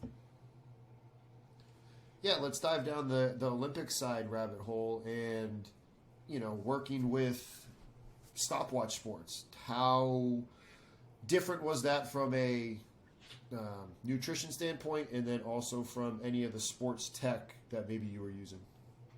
Yeah, so again, it kind of just depended on the sport, right? So there's certainly ones that are timed and it's a pretty finite end, and those are wonderful to work with, to be honest, because you can really measure success very in a finite way, and oftentimes the periodization and training plans for those types of sports are on point, and there's nice, beautiful training camps at altitude, and we do all these fun things, and we monitor a lot of physiology, and then we can actually time it all along the way, and it's great. And so those sports are awesome to work with, to be honest. And then you get your sports where it's an art, like when I was with combat sports, judo, wrestling, taekwondo, boxing. There's a lot more nuance to those things. And so to me, what I've always just ascribed to is just like really getting deep into the physiology of the sport, and then understanding it, and then understanding not only the physiological demands, but then the second layer is understanding the cultural demands of the sport, and how does this thing operate, and how do I navigate within the culture of this sport and the coaching staff and all that stuff, and then trying to marry those two into effective interventions that are going to help them. At the Olympic level, though, there's it's a weird word, but there's definitely more of a desperation of the athlete, because oftentimes they've literally given their whole life up literally to follow this dream. And so I had a lot of athletes that were on food stamps. I had a lot of athletes that just basically put their family and everything on hold because they were trying to chase the dream of making an Olympic team. And frankly, that desperation really helps them to kind of buy in to working with practitioners that are going to help them get better. And so it's actually a really lovely population to work with, because they're really, really committed and eager, and they want to be the best in the world. And if you're crazy enough to chase that goal, then you usually are crazy enough to kind of jump on board with fun physiology experiments and ways to improve your game. For any of our listeners out there that are like, oh man, maybe she's working with new teams, because you said it really depends on the sport, and they're working with a new sport and they're trying to figure out how to assimilate, what were some of the best things that you did to understand the sport and to then get the ultimate buy-in with the athletes and coaches? Yeah, so I mean, for me in the beginning, it was like, again, getting into my physiology understanding of the sport. If it's a sport you've never worked with before, you got to just understand the sport. So literally I would sit down and just read about the sport. How is it played? What are the typical measures of success for somebody in this sport? And then it was just be spending a lot of time at practice and observing how that goes, developing relationships with the coaches, and just asking questions. Can I just have a look at your training schedule? Can you tell me a little bit about your training philosophy? A lot of times, coaches are happy to answer those questions, especially if you kind of are asking them about them, like who doesn't want to talk about themselves? So it's kind of just trying to gain respect by being curious and trying to understand their philosophy, and being very respectful of their philosophy, because I've worked a lot in soccer, for example, and man, you get a coach from Italy, you get a coach from Denmark, and you get a coach from the United States, and their philosophies on training and how they're going to do it are totally different. Is there a right one? No, right? Because there's winners in all those places. So you can't go in there and be like, well, this is crazy. Look at this volume. Like, because guess what? You're not the one that's been hired to make that call. You're hired to understand the call and to understand the physiological implications of that call, and then to buffer and assist around it. So for me, it's just like being very respectful to the coach and their model, and then trying to, like I used to say sometimes with wrestling, because they always have overtraining, like for real overtraining, 3 days, like you almost like just are there to see, okay, when's the blood coming out, and like how good are my Band-Aids right now, And sometimes it's just triage and first aid, but at least you're providing something, you know?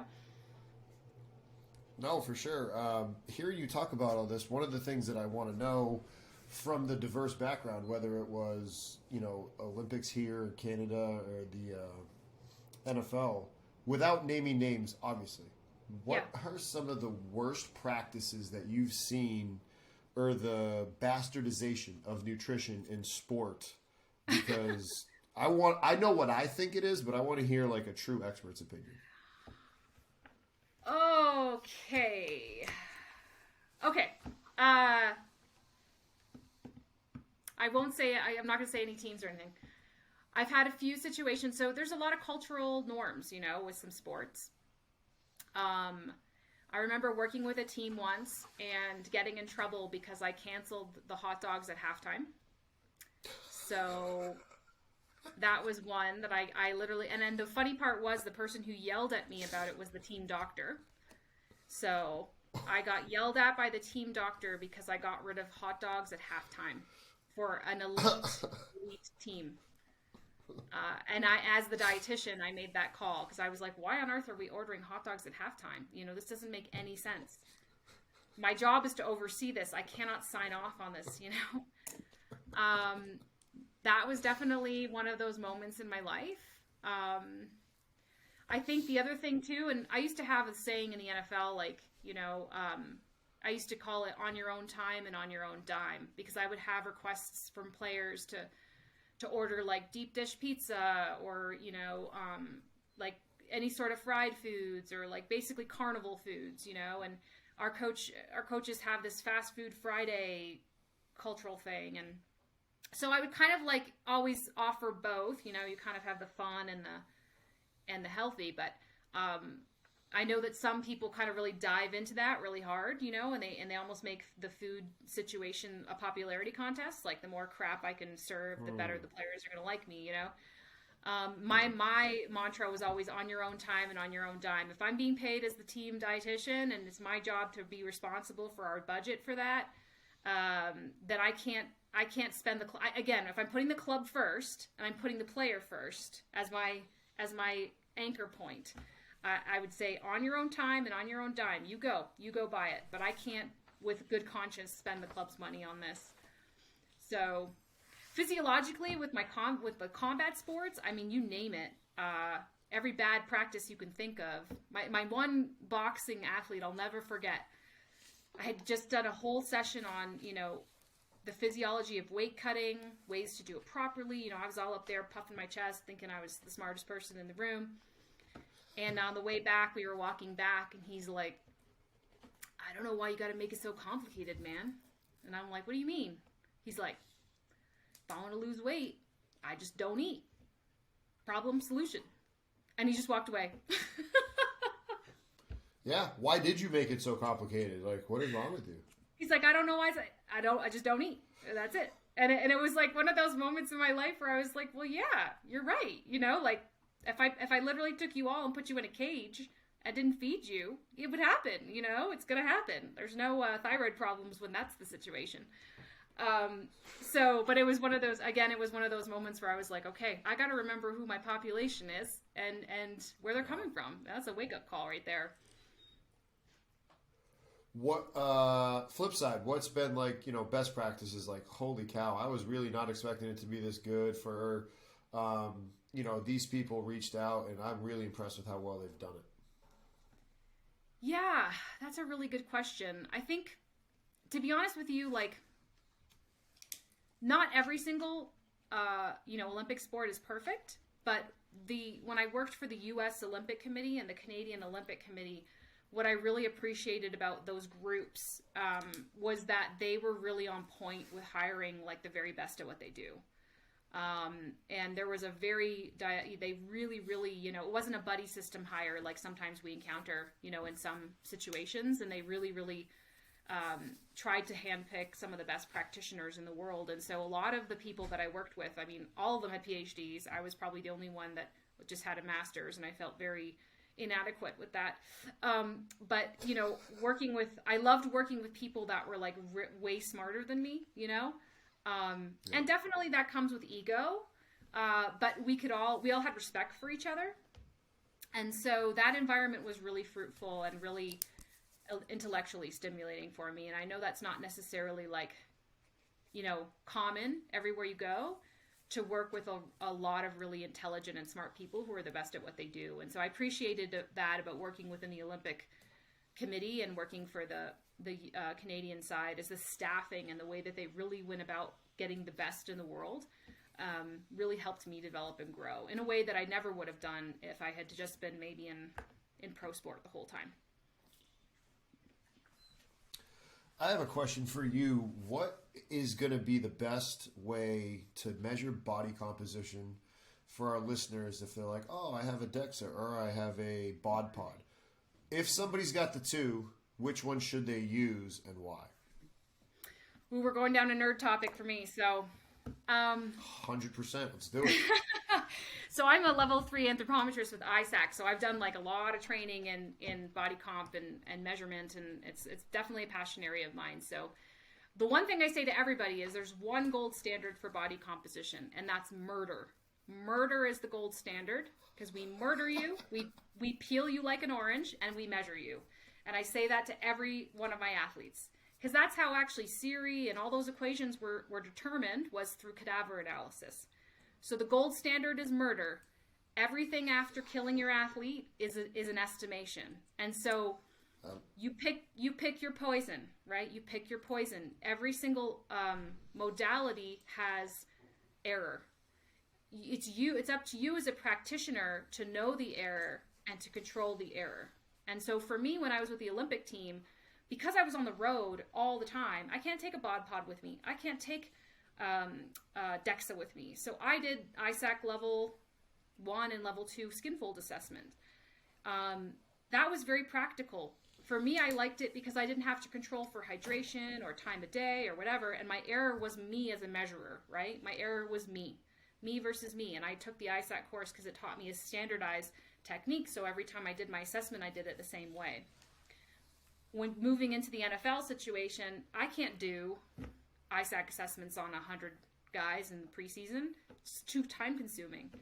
And so for a while we used bod pod, and then we moved to DEXA. Both can work, but both have errors, and so with the bod pod, we had to really control for with the larger individuals, the egg's not made for my 320-pound lineman. It's just they got to stuff in there, and all of the science behind bod pod is air displacement, right? Sorry, I'm moving my hands a lot in this. I'm Italian. No, you're good. I talk on my hands too. But so as you're saying that, I had a 6'5", 350 lineman in a bod pod the other day. Yeah, and they get in there, but I would always worry because it's based on air displacement and wasn't built for that size, and so and then we would have situations, as you probably experienced, with players that had dreadlocks and big hair, and sometimes that would be being read as mass, right? And so you kind of have to really know those errors. We had it too sometimes with we would bring the bod pod with us to training camp, and it would be hot in a hot room, and that heat and humidity would impact measurement. So you just have to kind of know that, and then really control. If you're going to be using this thing as a serial testing tool, you have to control if it's going to be serial measurements. So controlling the time of day, controlling what they're wearing, controlling, in some cases, what they're drinking. DEXA is fantastic. I've used it for a number of years.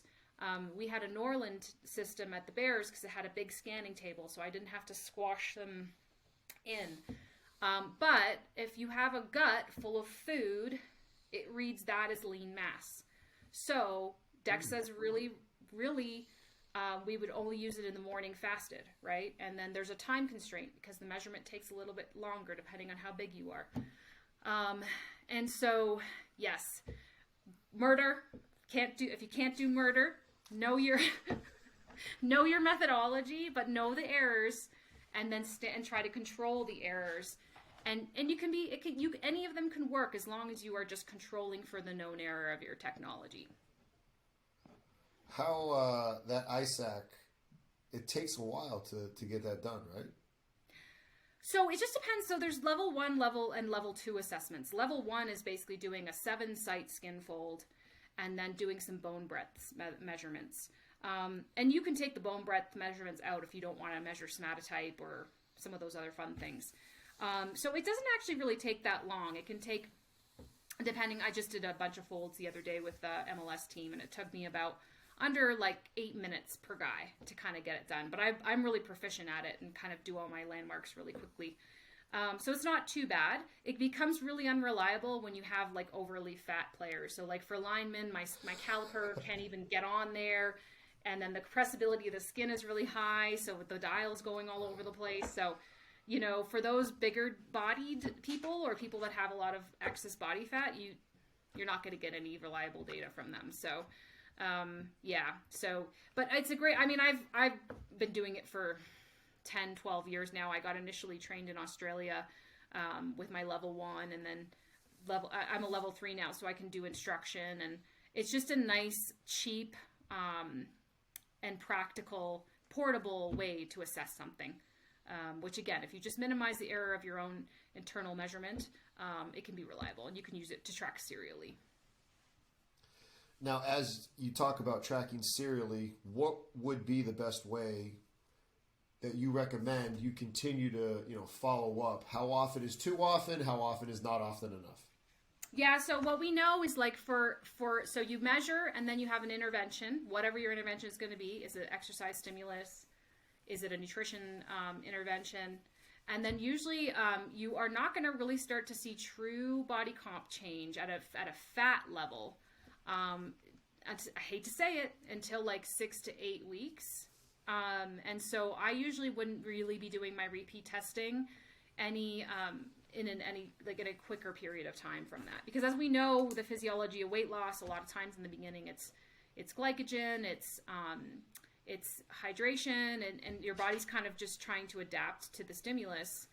And so usually 6 to 8 weeks would be where I would be looking at it. But so like I've had, some coaches reach out to me and they're body comping guys on a weekly basis or a bi-weekly basis. You're probably just tracking some hydration changes, and or glycogen changes, and I wouldn't rely on that data as something to tell me in a finite way about a body comp change from a body fat or a lean mass perspective until I've reached those other time landmarks. Sticking here, yeah. Drop a little bit of knowledge on myself and everybody. Like, okay, what is going to be the best recommendation for weight gain, weight loss? Following up on that, 6 to 8 weeks is when you would have people recomped. What would be some, recommendations you'd make to somebody that needs to gain weight, lose weight? Yeah, so there's really no magic to it, and I wish that I could like write a book that just had 2 pages in it, because really it's really not that hard. Although like the entire world makes it really hard, And I'm not talking about putting them in the cage either, although that's very easy. Actually, that's an easy one. We're murdering people and putting them in cages. This is going really crazy. This conversation. Sorry, we guys. got some good titles. Easy. Yeah. But to me, the fundamental part of getting it right is assessing their current habits and what are they currently doing. Because any sort of change, weight gain, weight loss, lean mass gain, body fat loss, any sort of change has to be a change from what they're currently doing, right? So if I'm currently, I'm just going really global here. If I'm currently consuming, let's say, 2,000 calories a day, that's what I always do. That's my habitual intake. And then I drop it down, and everybody always talks about, a 500 calorie deficit, or if you want to manipulate macros, you can skin this cat so many different ways. Intermittent fasting, meal plan and portion size, keto, cage, Weight Watchers, points. Like, you can do it. You just have to create a change from the norm, And then the second page of my book, evaluate what they're doing, come up with your intervention. Maybe it's 3 pages long. And then the third page is consistency. We don't get stronger when we lift once every 2 weeks. We don't get more flexible if we try to improve that once a week. Same thing with nutrition. Nutrition is 4 to 6 workouts a day, depending on how many times you're feeding yourself. And if you're not consistent with that, you're not going to get results. And I always tell my athletes that you strength coaches have it way easier than us, because you get them in a controlled environment for an hour, 2 hours, and you tell them what to do, and you have a cage that they're in. And sometimes we're murdering them. Like, go look at some strength coaches out there. It's like everything, right? And then from a nutrition perspective, I literally cannot be there at every single time they put something in their mouth. And that's the hardest part about being a nutrition professional, is that food is not just macros, it's behavior, and it's emotion, and it's habit, and it's very, very like human, you know. And so to try to get in on all those workouts, you know, is hard. But that's what you need: consistency, right? You need them to do it consistently. And I've had so many players that were like, "Yeah, I ate really well on Monday. You know, why haven't I lost any weight?" And you're just like, "Bro, this is a commitment, you know, to making this change." So, yeah, that's kind of my answer on that. I wonder if we have any, you know, I'm going to assume that some of our listeners are like, okay, great, we've got a nutritionist on staff, but the players never see him or her because, like you said, split and have all these other things. Yeah. Talk about that difficulty of, if you're not around the athletes, it's got to be impossible to make change, no? Yes, 100%. Half of being, and we're in the same profession. We're behavior change modifiers, right? Our job is to modify behavior to achieve a result. And we're dealing with human beings, not robots. And so I think why I say all that is because trust needs to be built when you're going to go into someone's world and change behavior. And so if you're never around, or you're just a business card on a bulletin board somewhere at school, there's no trust there.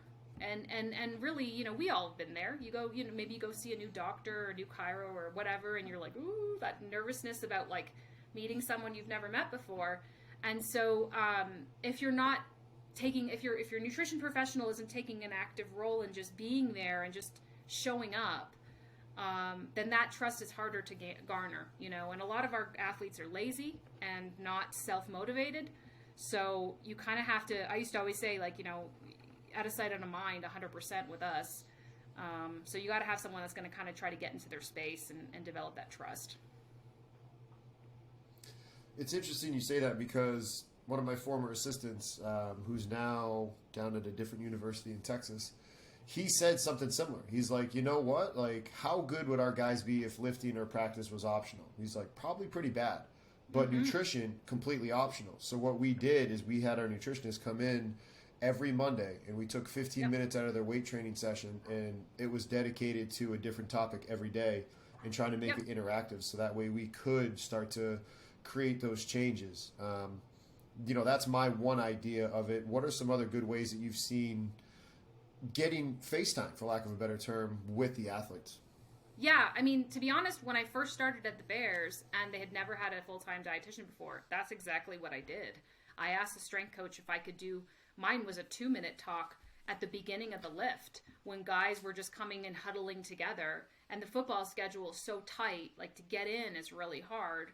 So I would just kind of get up on literally a soapbox and just kind of do a like tip of the day, and, you know, and really try to hit them hard with things that matter to them, like recovery or injury, recovering from injury, and just trying to almost do a sell job. Like, if you have a supplement your agent sent you and you don't know if you should take it, come see me.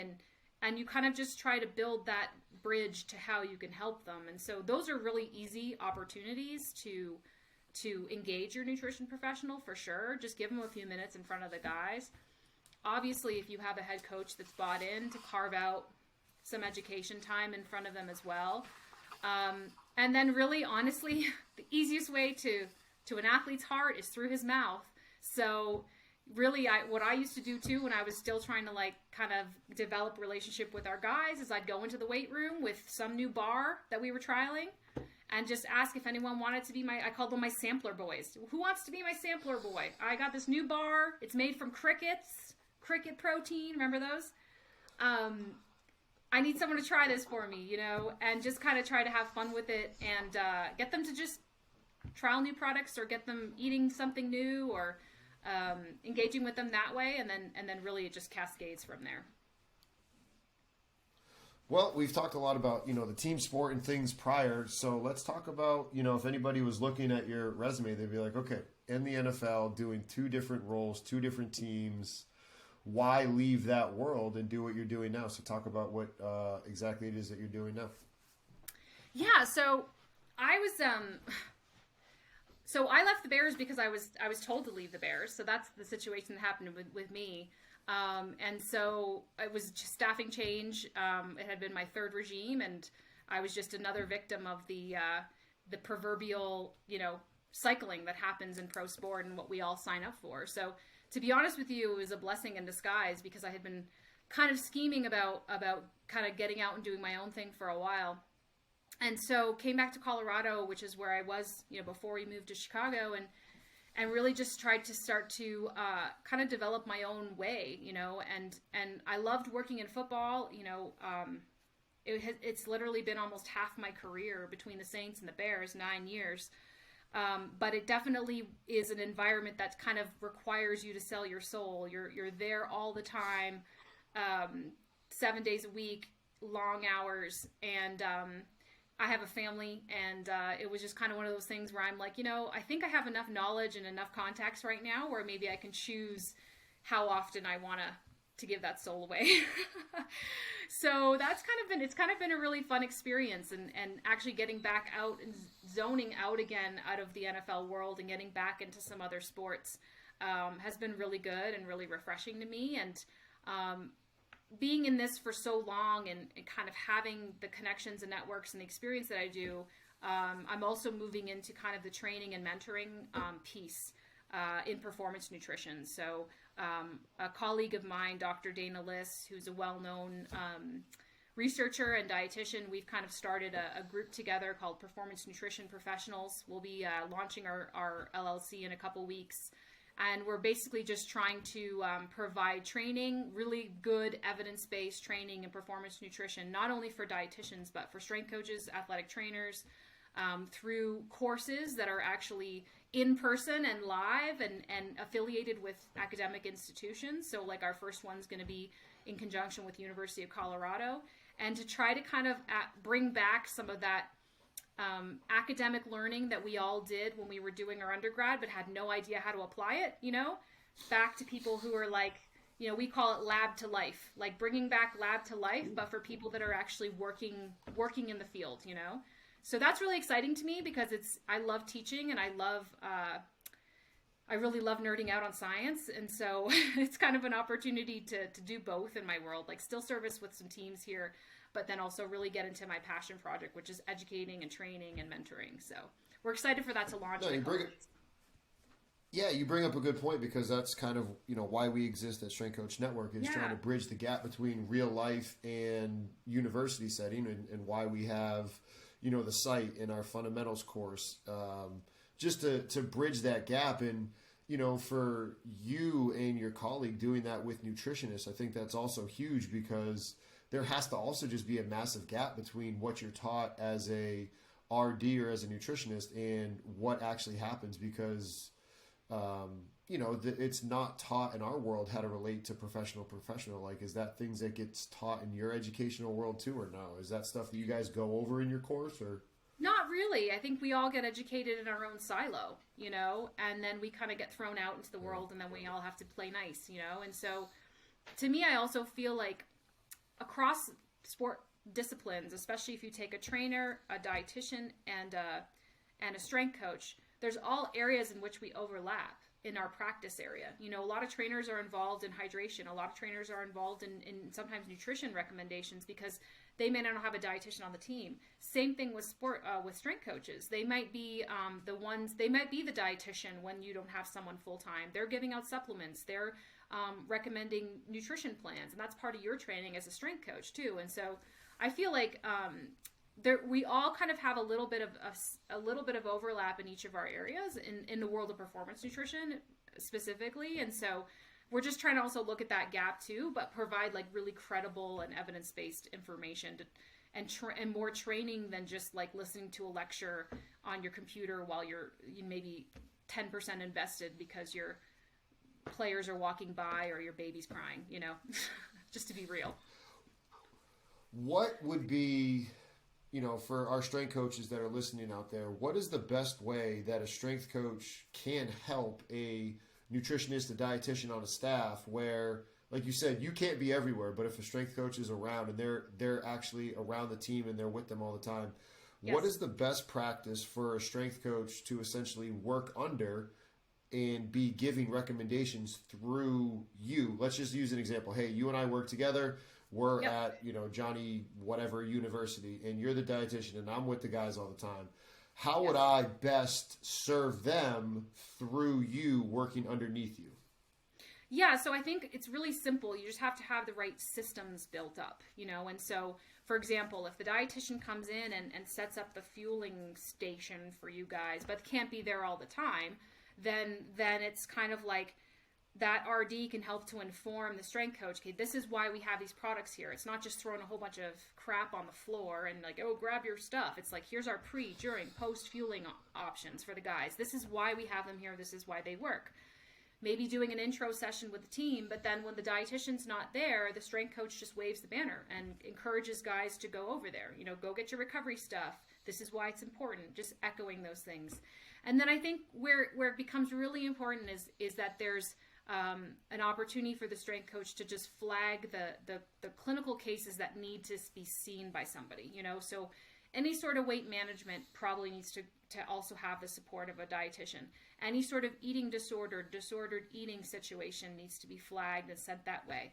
Even in some cases, like, we have to start to also appreciate that there's medical nutritional therapy for when they're injured. So like in the NFL, I had a whole list of different ailments, stress fractures, muscle tendon issues, muscle pulls, ACL repairs. There's an intervention for each of those nutritionally. And even if you don't even want to go down into the science of like feeding ligaments, just at a basic level, the guy is going to be out for 10 months with his ACL or MCL.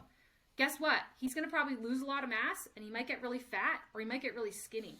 And if that body composition change is really hard and really like dramatic, that impacts his ability to get back on the field, right? Because in the NFL anyway, they're robots, right? So I don't care. You're my 220-pound running back, and you're going to go and get your surgery and rehab, but the expectation is you're going to be popping back in as fast as possible. That's not going to work if you're at 20% body fat or you're at 180 pounds because you've lost all of your mass because you've been sitting around rehabbing, right? So at a very basic level, any of those injuries can have a impact on body comp, and so that's where the dietitian can come in and help to mitigate some of those things.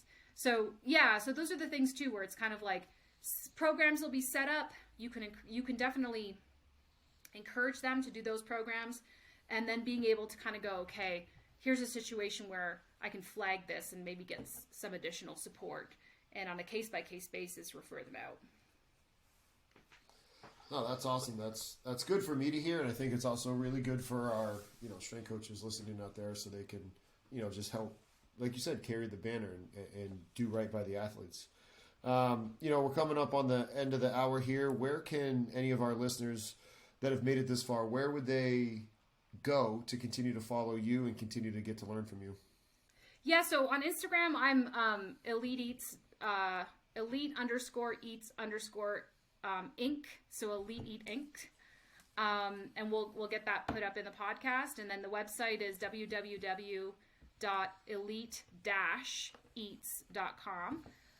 And then the Performance Nutrition Professionals, we're going to be launching that business in a couple weeks. And so if you follow me on Elite Eats, we'll have all the information for that and all the information for the course that's coming up. And it'll be in June this year at the University of Colorado. And we've already got continuing education credits for strength coaches, athletic trainers, and dietitians approved for it. So we're really excited about it. NSCA is on board and going to help us a little bit with promoting that as well. So we're excited to get going and just get training and educating.